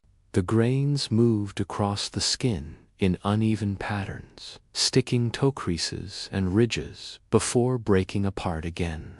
The women rubbed their fingers together, hoping to loosen the residue left from washing dishes, serving ale, or cleaning tables. But the ash mixture lifted only the top layer of grime, while the deeper layers remained untouched. The hands they wiped afterward felt dry rather than clean. The skin tightened, slightly irritated from the abrasive texture. Still, it was the best they could manage before moving on to the next task, and they accepted the sensation because the tavern demanded constant movement. Washing their faces with the same mixture brought another kind of discomfort. The ash settled into the delicate skin around their eyes and along the curve of their cheeks, leaving behind a faint sting that grew stronger when the mixture was rubbed too firmly. The women dipped their hands into buckets of water to rinse away the residue, but even this left behind patches of dryness and redness. The mixture lacked any true cleansing power. Instead, it transferred the memory of smoke onto their skin, leaving them with a roughness that deepened. Their faces needed whatever cleansing they could manage after hours spent in smoke-filled rooms. So the women continued to use the ash mixture without hesitation. 4 cloths used throughout the day, the mixture provided. The women dipped the cloths into the smoky water, wringing out the excess before hanging them near the hearth to dry. The cloths absorbed the scent of fire as they dried, becoming stiffer as the ash settled into their fibers. When the cloths were reused later, they carried the samaro texture as before, scraping lightly against skin and reminding the women of the cleaning they had attempted. The repeated cycle of soaking, wringing, and drying left the cloths worn and brittle. Yet, they remained essential tools in a space where nothing could be discarded easily. The women sometimes used the ash mixture on the most sensitive parts of their bodies, when no other option existed, despite the discomfort it caused. They relied on it to wash areas that felt especially unclean after long hours of movement. The mixture stung the skin immediately, leaving behind a burning sensation that lingered long after they finished washing. But the women had no soap, no herbal oils, and no soothing balms to ease the irritation. They accepted the sting because it was momentary. After all, it was familiar, and it reminded them that they had tried to care for themselves in an environment where true care was difficult to find. The idea of cleanliness inside the tavern was shaped by these small gestures. Washing with ash did not restore comfort or remove grime in any meaningful way. Instead, it served as a marker of routine, something the women did because they needed to feel some boundary between the constant demands of the tavern and their own bodies. The mixture of ash and water was not a solution, but a symbol of persistence within a life defined by limited means. It showed how the women found ways to tend to themselves, even when the tools they had were harsh, imperfect, or damaging. Their skin grew accustomed to tough roughness.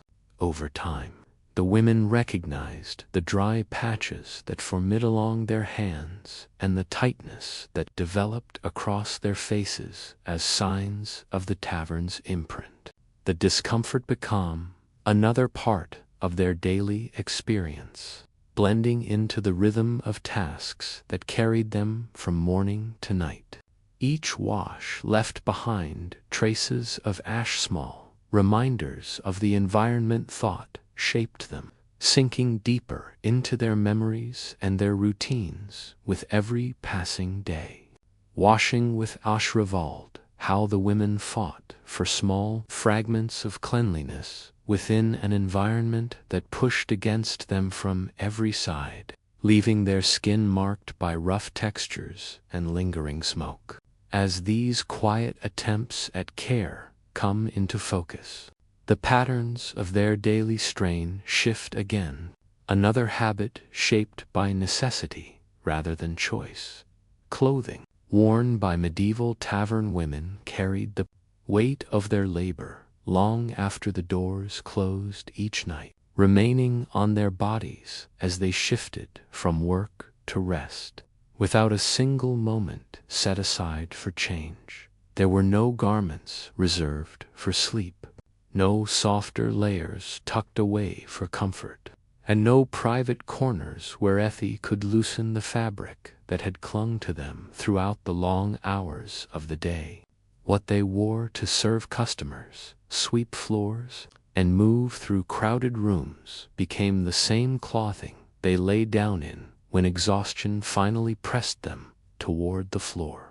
Their dresses absorbed the scent of ale, the warmth of the hearth, and the texture of dust rising from worn wooden boards, holding each detail as faithfully at night as during the brightest moments of the day.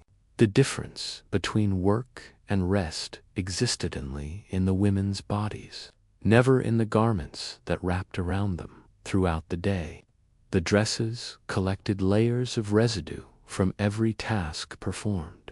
When the women bent to pick up broken pottery or spilled drink, fabric brushed against the damp floor, gathering traces of moisture that clung to the hem until it dried into stiff patches. As they moved between the kitchen and the tavern room, their sleeves caught the scent of cooking smoke and absorbed droplets of oil that drifted through the warm air. When they leaned over tables to clear plates or refill mugs, the cloth-pressed oven surfaces still slick with grease or softened by leftover crumbs. The dresses grew heavier as the hours passed, becoming silent containers for the tavern smells, its heat, and the faint marks of every customer who brushed against them.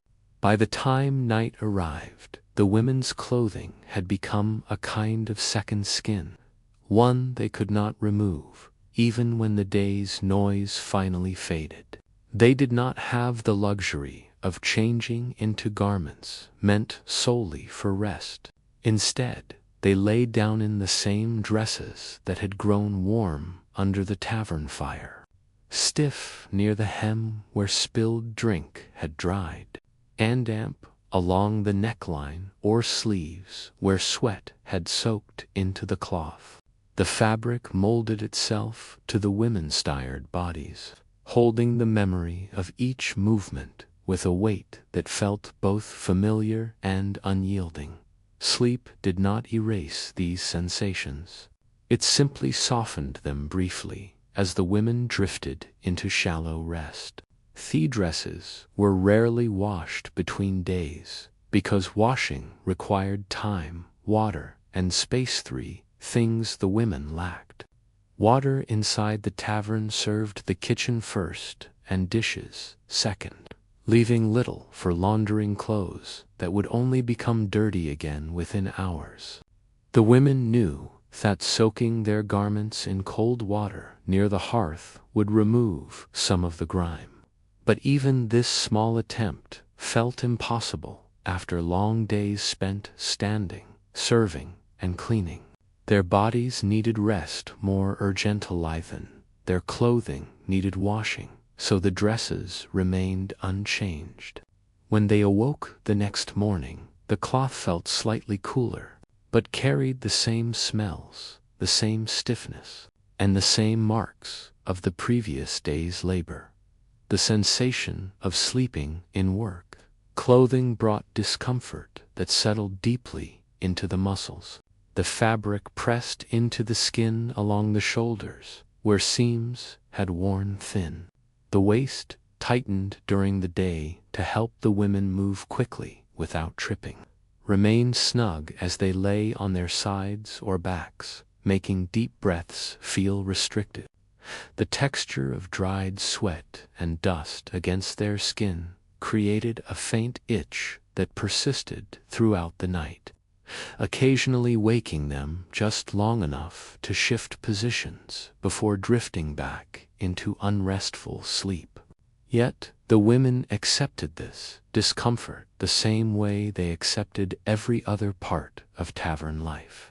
Their clothing served as both shelter and burden, offering warmth in cold seasons and trapping heat when the room grew too warm. The lack of fresh clothing blurred the boundaries between one day and the next.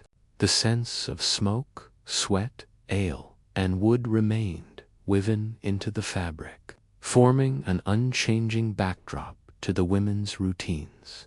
These familiar smells followed them through every task, creating a sense that time inside the tavern did not progress in a clean line, but instead folded upon itself, shaping their lives in long, indistinguishable strasted. When they awoke each morning, their dresses already bore the marks of the day ahead, making preparation nearly instant. There was no choosing what to wear, no decision to make, no moment off transition between sleeping and working. They simply stood, dusted off the bits of straw that clung to the cloth, and resumed their duties. The weight of these unwashed garments shaped the women's sense of self. The dresses reminded them of the constant work that defined their lives, binding them to Tavern in a way that blurred the line between identity and environment. The fabric touched their skin without pause, never offering relief or freshness, marking their bodies with faint lines and impressions that deepened the longer the garments remained unwashed. Their clothing became part of the tavern's rhythm, absorbing its smells and returning them to the air with each movement, reinforcing the connection between their labor and their sense of belonging within the space. Even when the women longed for the softness of unworn cloth or the feeling of clean fabric against their skin, these desires remained distant, quiet, and unreachable. Survival required endurance, not comfort, and their clothing served the practical needs of their lives, even as it wore them down. The fabrics became silent witnesses to their exhaustion, their perseverance, and the unspoken acceptance that shaped every corner of their world. Sleeping in work-worn dresses showed how even the most ordinary garments carried the weight of unending labor, binding the women to the tavern through every hour of their lives.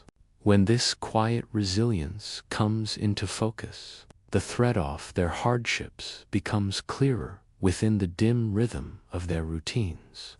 A further strain waits in the shadows, tied to the limited choices they had for even the smallest pieces of clothing, underclothes worn by medieval tavern. Women existed in a narrow space between necessity and discomfort, serving as on-off the few private layers they possessed, yet offering little relief from the conditions that shaped their days. These garments were not crafted with care or replaced with any regularity. Instead, they were simple pieces, cloth cut from older fabrics, stitched roughly or folded in ways that offered support without softness. The women owned only a handful of these pieces, sometimes just one or two, and each was used far longer than its material could reasonably endure. Their days began and ended with the same worn cloth resting against their skin, holding the warmth of their bodies, the marks of their labor, and the residue of countless hours spent inside the tavern's constant heat and noise.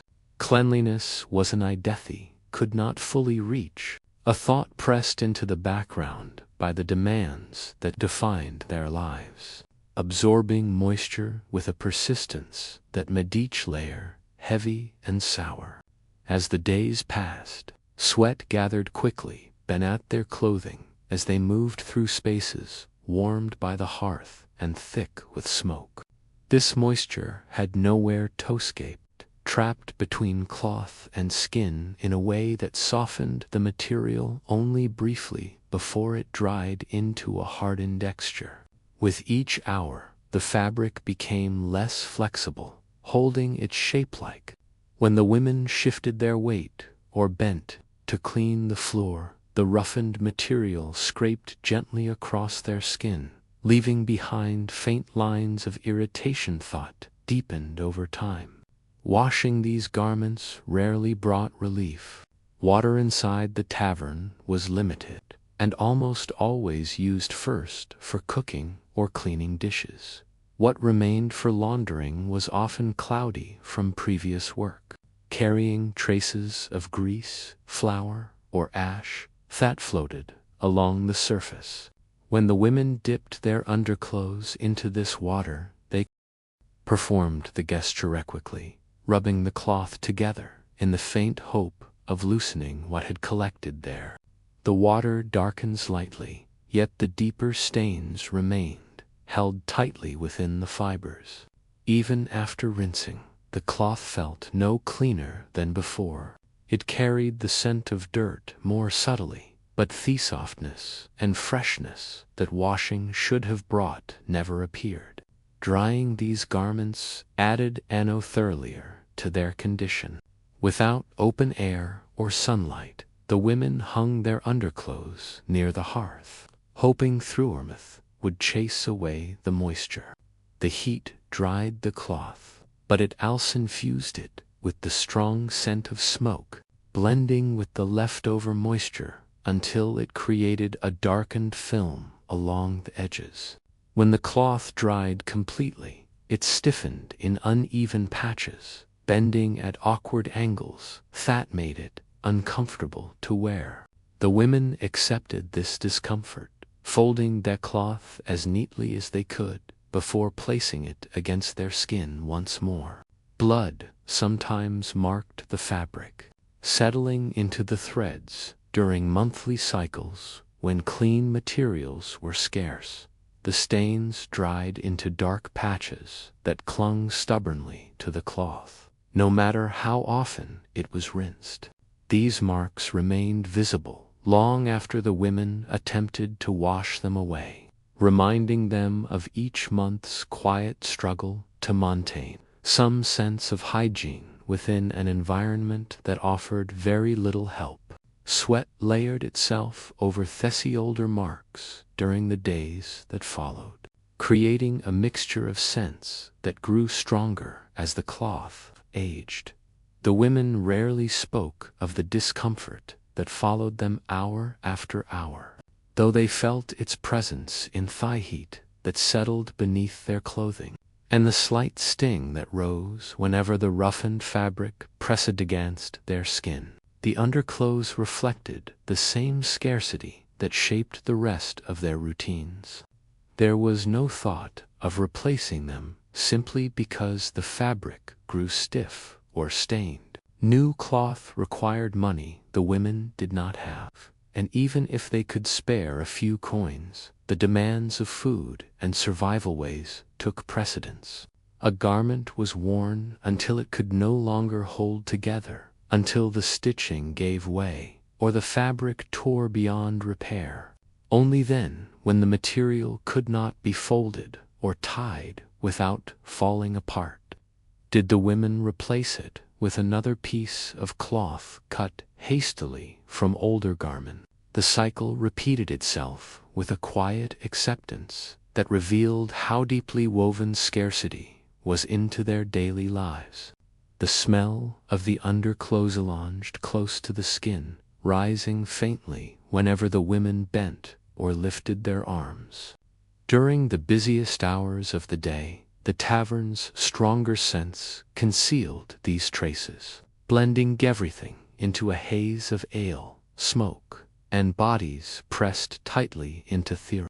But at night, when the women rested on the floor and the tavern fell silent, the scent of their underclothes rose more clearly.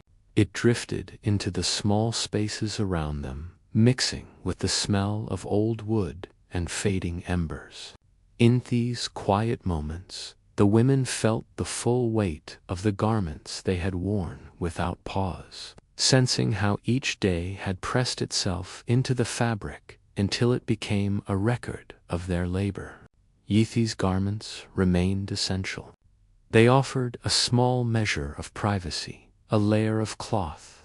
Even if the material carried discomfort, the underclothes softened the pressure of outer garments during movement and provided a kind of emotional boundary within the crowded tavern, even when the cloth itself felt coarse against the skin. Their presence reminded the women of their own bodies in a place where personal needs often fell below the requirements of work.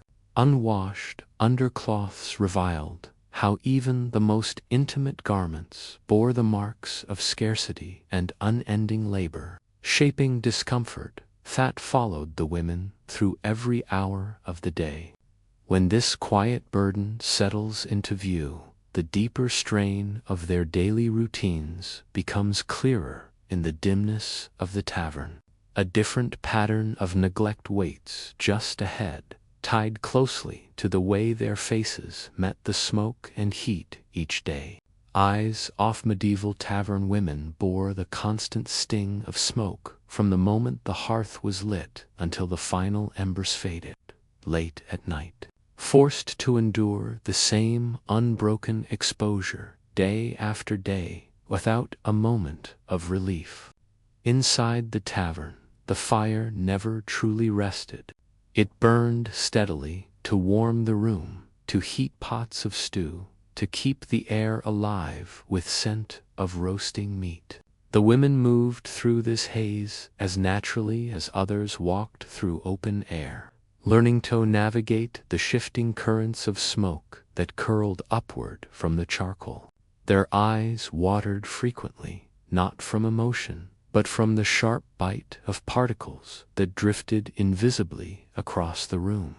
The sting began as a faint irritation each morning and deepened steadily into a persistent burn by midday, settling behind their eyelids like a weight that refused to fade. Every task brought them closer to the fire's smoke. When they leaned toward the hearth to stir pots or adjust pans, the warmth struck their faces in waves, carrying with it the fine dust of charcoal that clung to their eyelashes. When they crossed the room to serve smoke, preventing any sense of relief. When they rose in the morning to put their clothing back on, the fabric pressed again on wounds that had not healed, and the cycle began once more. Even on cooler days, the infections continued to thrive beneath the layers, fed by the dampness trapped close to the body. Throughout the week, these untreated sores spread slowly, forming SMO clusters where friction was strongest. Some women tried to adjust their clothing to reduce pressure on the worst areas, but the garments were often stiff with dried sweat and oil, making it difficult to find comfort in any position. The constant movement required in the tavern only made the deepening the soreness and making each day a repeated challenge. Despite this, the women rarely complained, understanding that they had little choice but to endure the pain while trying to manage the responsibilities that filled every hour.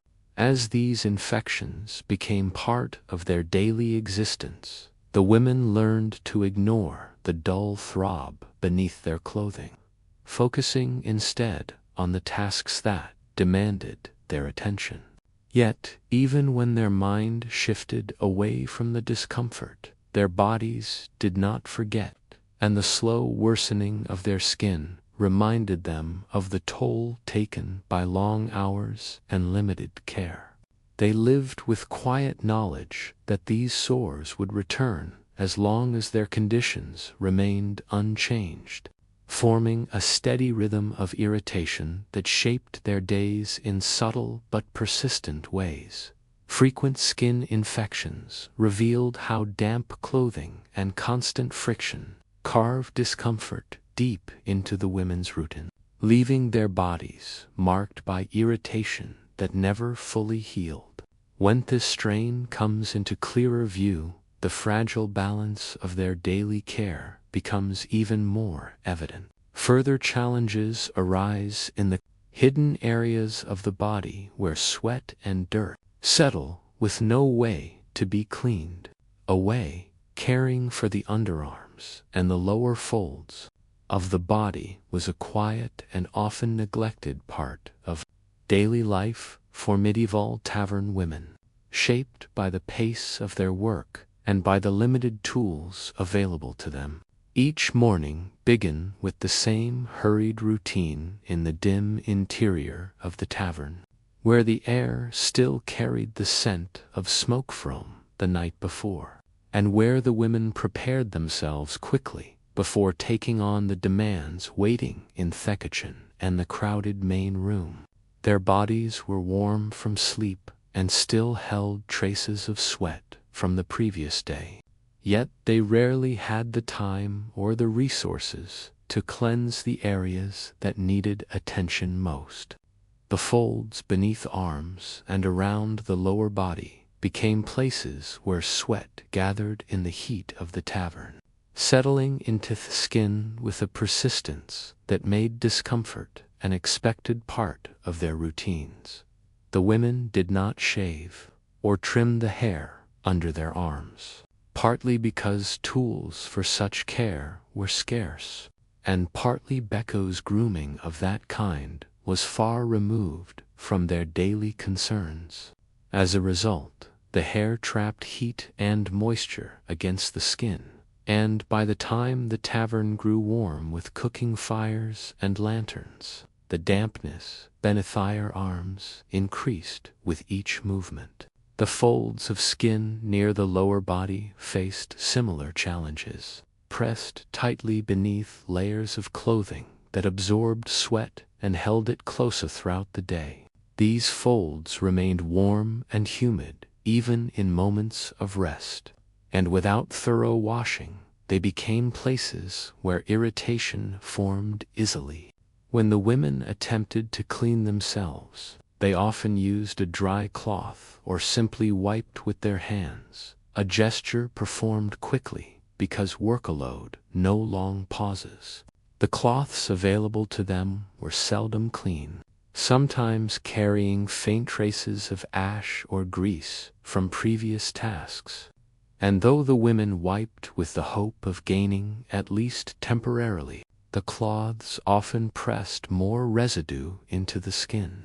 Cold water could have helped, yet water was not always available for personal washing, and warm water was reserved for cooking or tasks necessary to the tavern's upkeep. The act of wiping became a small habit performed out of necessity rather than effectiveness, leaving the sweat and buildup largely untouched beneath layers of clothing.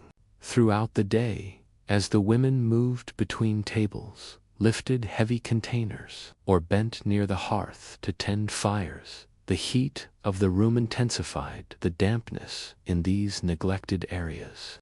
Moisture spread across the folds of skin, mixing with dust from the tavern floor and with particles of soot carried in the air. The smell of sweat deepened as the hours passed, creating a strong scent that clung to the underarms and lingered around the lower body. The tightness of their garments held the moisture in place, trapping warmth and allowing the build-up to grow more noticeable without offering even a moment for the skin to breathe. By midday, the women could feel the first signs of irritation settling in, a mild discomfort beneath the arms, or at the crease of the thighs, where fabric rubbed most.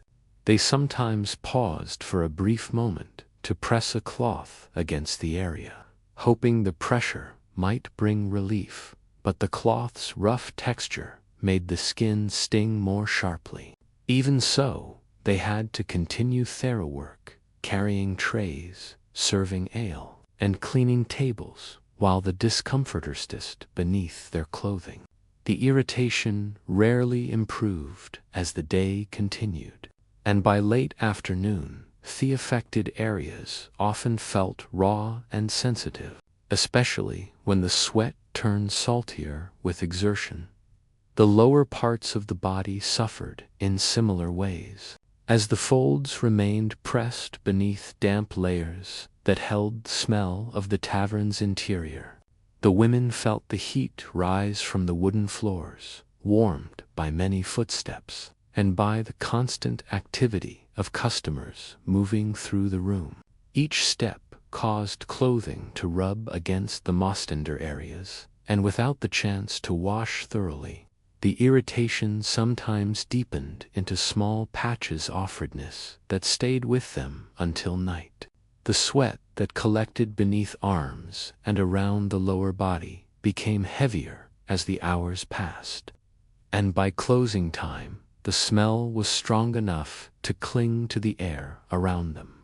When the tavern finally emptied at night, the women returned to their resting places, with bodies tired from long hours of movement.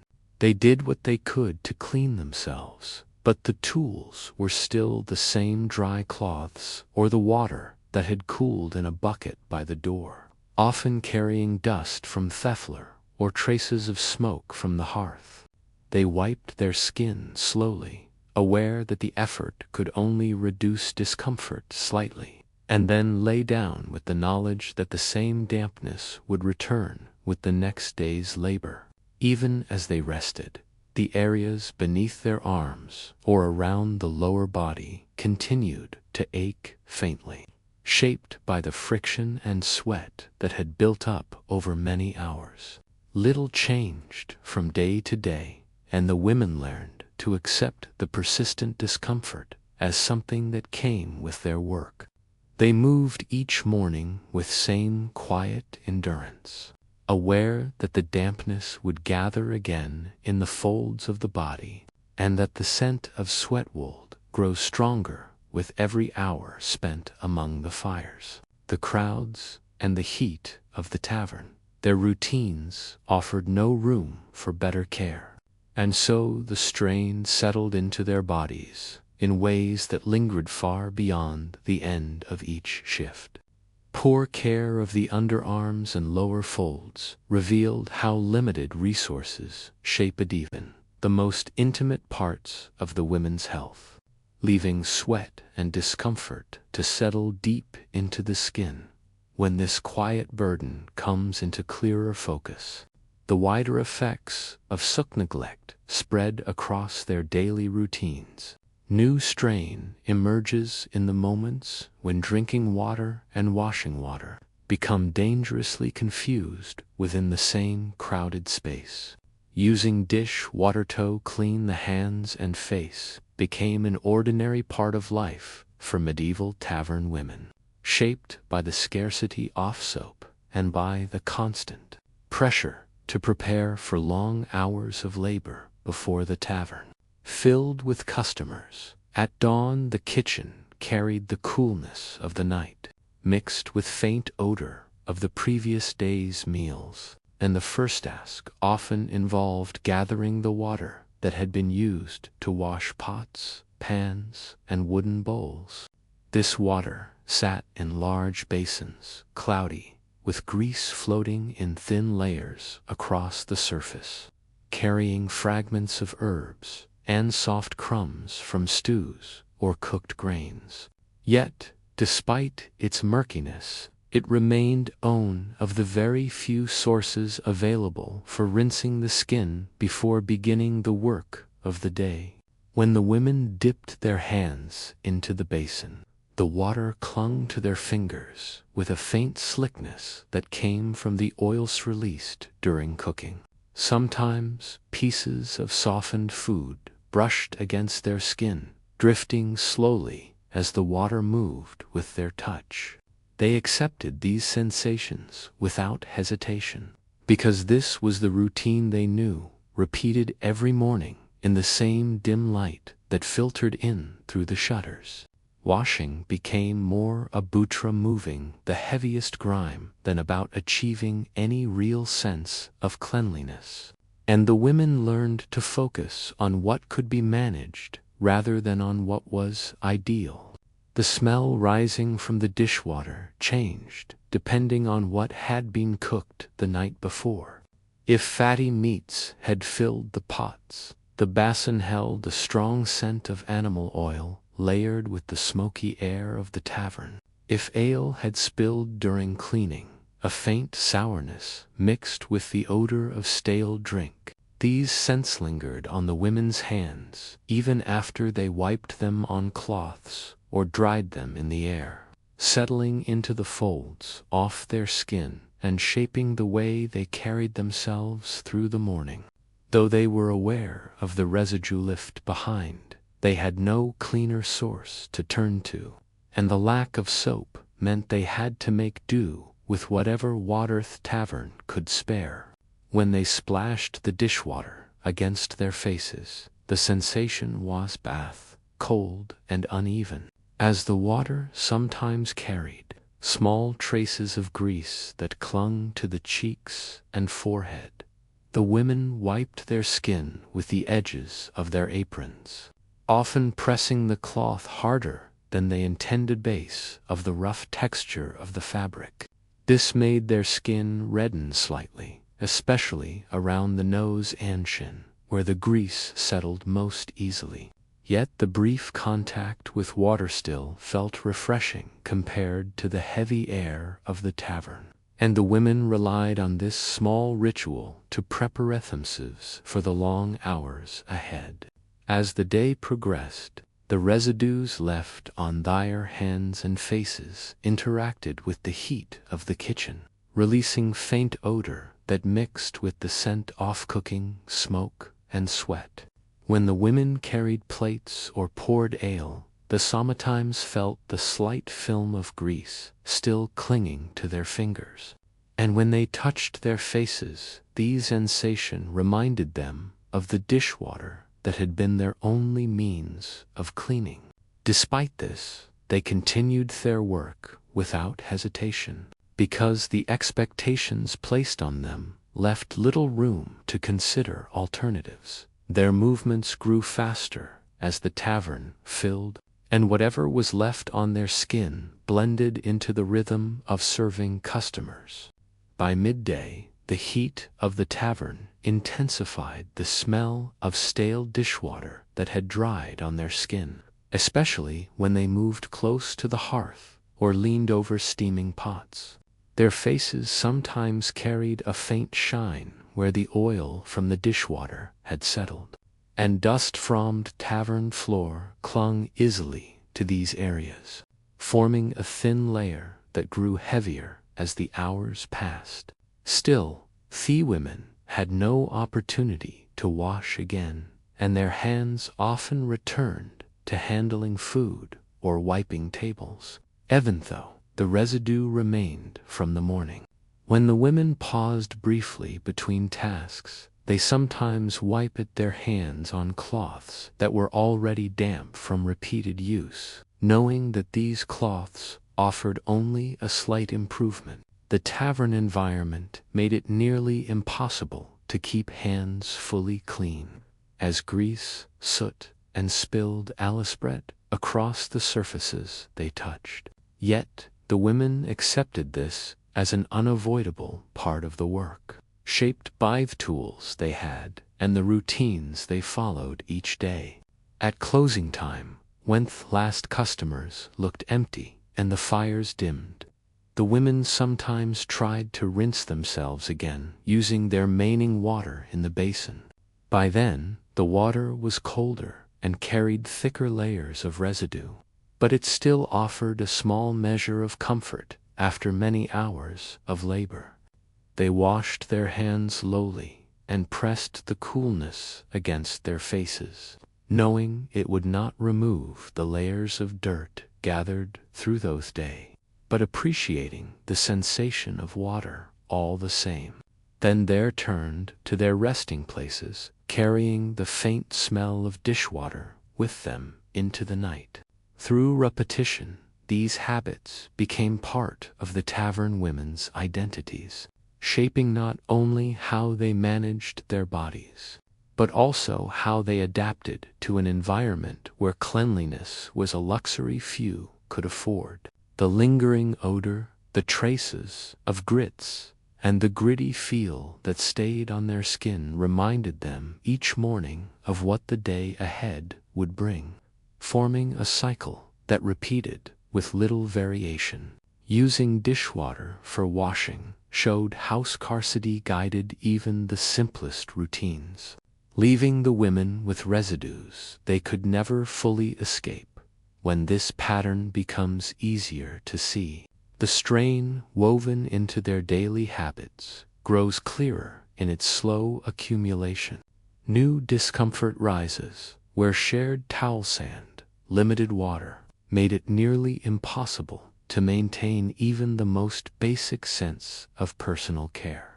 Sharing a single body towel among all the women in the tavern became one of the clearest signs of how limited resources shaped their daily lives, creating a routine where personal boundaries faded.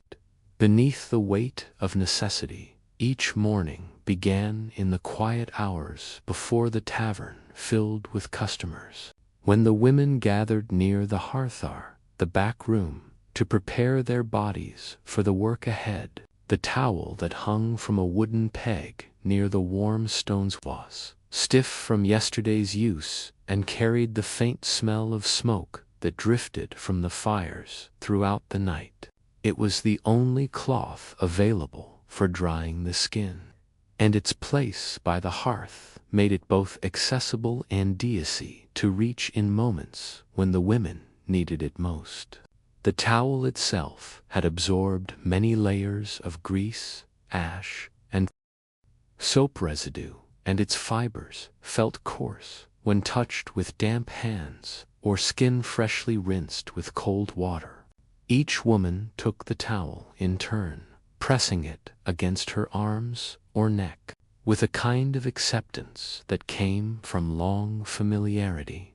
The cloth often felt slightly warm from the hearth's heat, but it also carried a musty scent from times when it had not dried completely. These details were simply part of its texture, and no one questioned them because the tavern offered no alternative. Personal towels were a luxury that belonged to wealthier households, not to women whose days were spent serving ale, cleaning tables, and tending fires.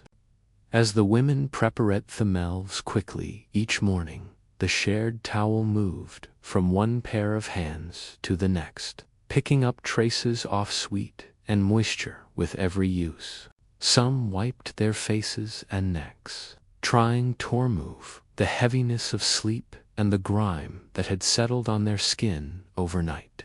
Others dried their hands, after rinsing them in cool water that had been carried in from outside or saved from the previous day. The towel absorbed all of it without complaint, becoming heavier as the morning progressed, and its scent grew stronger each time it brushed against damp skin. The towel was rarely washed more than once every few days, and even then, the process was only a brief soak in water that was often reused for kitchen tasks. When the towel was cleaned, bits of old residue clung to the basin's surface, floating beside small particles of soot that had settled overnight. After washing, the women wrung the towel out with steady hands, trying to remove as much moisture as possible before hanging it near the hearth to dry. Heat from the fire helped the process, but it also drew out the deeper smells trapped in the cloth, letting them rise into the air in faint waves. Even after drying, The towel held the lingering scent of many bodies, making its presence noticeable long before anyone lifted it. Throughout the day, the towel remained in its place, waiting for moments when the women needed it to blot sweat from their brows or wipe their hands after handling greasy trays or jugs of ale. The tavern's interior grew warm as the fire burned and the crowd filled thoroughly, and moisture gathered easily on the women's skin, encouraging them to reach for the towel with the same silent understanding that guided so many of their shared routines.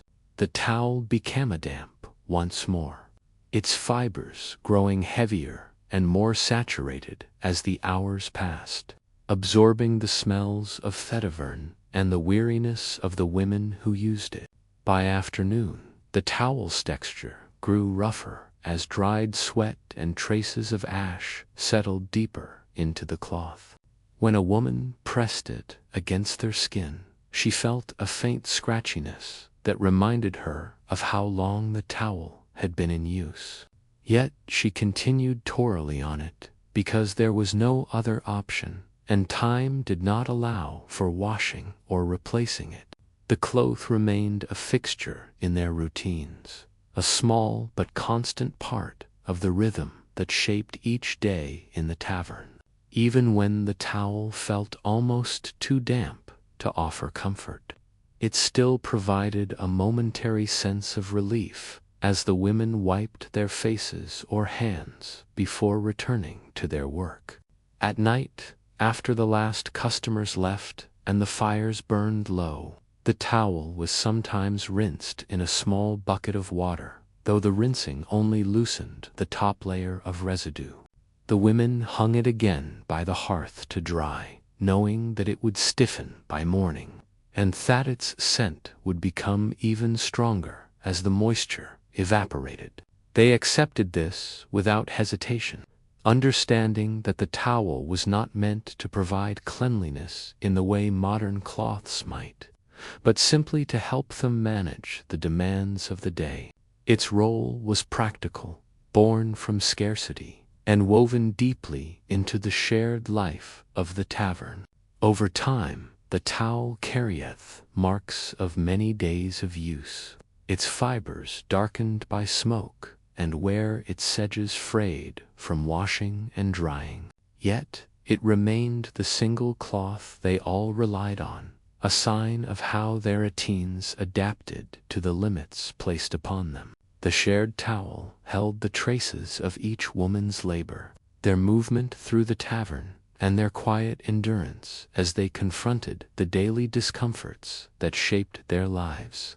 Sharing a single towel showed how scarcity erased personal boundaries and left the women with cloth that held the residue of many days and many bodies.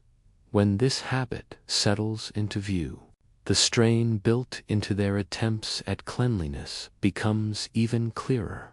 Further difficulties begin to surface when injuries and burns go untreated, leaving the body to manage pain in an environment filled with heat and constant labor.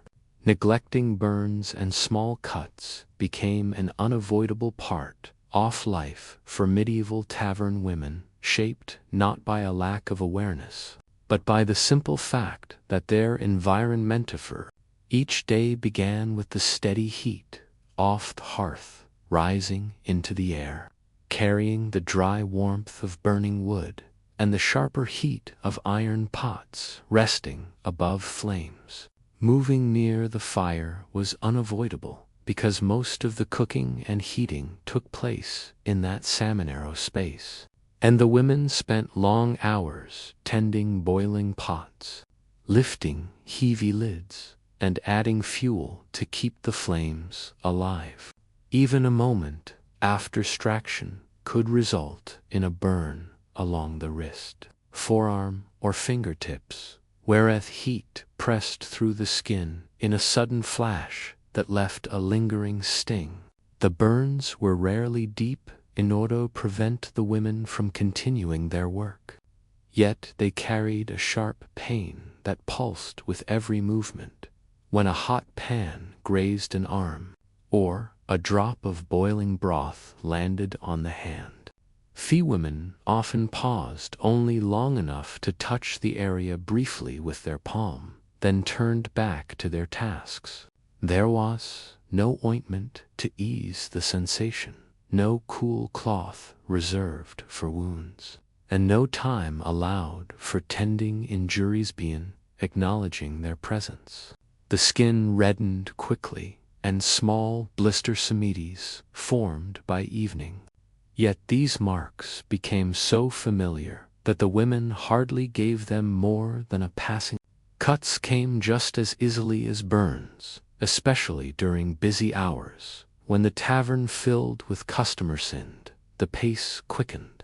Broken pottery, cracked wooden cups, and knives, dulled from repeated use, all contributed to small but constant injuries. A slip while chopping herbs or dividing bread could open the skin along a fingertip, and a broken jug might leave an edge sharp enough to slice across a palm, because the floor was often cluttered with fragments from the day's work, feet during crowded hours. When cuts appeared, the women sometimes pressed a piece of cloth against the wound, though the cloth was often the same one used for wiping tables or drying hands. Fabric carried faint traces of smoke, grease, and old water, and placing it over an open wound introduced a mild sting that came from the residue within its fibers. Even so, the cloth provided enough pressure to slow the bleeding, and after a moment, the women usually wrapped the area loosely or simply let it remain uncovered if the wound was small enough. There were no clean bandages or herbal salves waiting on a shelf, and the tavern environment offered little time for elaborate care. As the women returned to their work, Theopon wounds collected dust from the air and soot from the hearth, settling into the exposed skin with gradual. The heat of the kitchen encouraged the wounds to stay moist, and sweet carried small particles of dirt into the raw areas, deepening the discomfort as the day progressed. When women lifted jugs or handled bowls, the pressure against the injured parts created a steady ache that followed each action.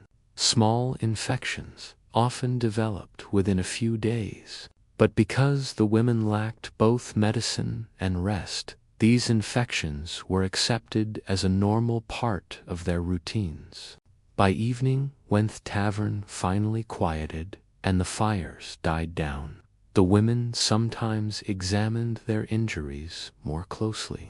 The burns from that morning might have turned a darker shade of red, and the cuts might have become tender around the. Yet there was little they could do beyond rinsing the area with water saved in a bucket near the door. This water was rarely fresh and often carried particles from its container or dust from the tavern floor. Still, the women wounds heal on their own became a slow and uncomfortable process. Burns dried into thin layers of tight skin that cracked easily when stretched, and cuts formed small scabs that softened and peeled away under daily friction. During tasks that required heavy movement, wounds sometimes reopened, leaving thin streaks of blood on their clothing or tools. Yet the women continued their routines with the same steady rhythm because the tavern demanded their attention, and the wounds were simply another part of the environment they navigated. Over time, the women's hands and arms showed the marks of their daily lives, carrying small scars that traced the memory of burns and cuts. These marks blended into the texture of their skin as naturally as the calluses that grew on their palms from lifting heavy jugs and cleaning rough surfaces. Each scar told a quiet story of work done without pause, of days shaped by heat and movement, and of care reduced to theberest essentials. The women bore these marks not as symbols of neglect, but as the unavoidable result of living in a space where survival took priority over comfort. With the end of this final par, the full picture of their routines comes into clearer focus, revealing how every detail of their environment shaped the way they cared for their bodies. Their world allowed little room for healing, yet they endured each day with a steady resilience. Thank you for staying through this journey into their daily lives. I hope the calm pace of this story brings you ease. Good N.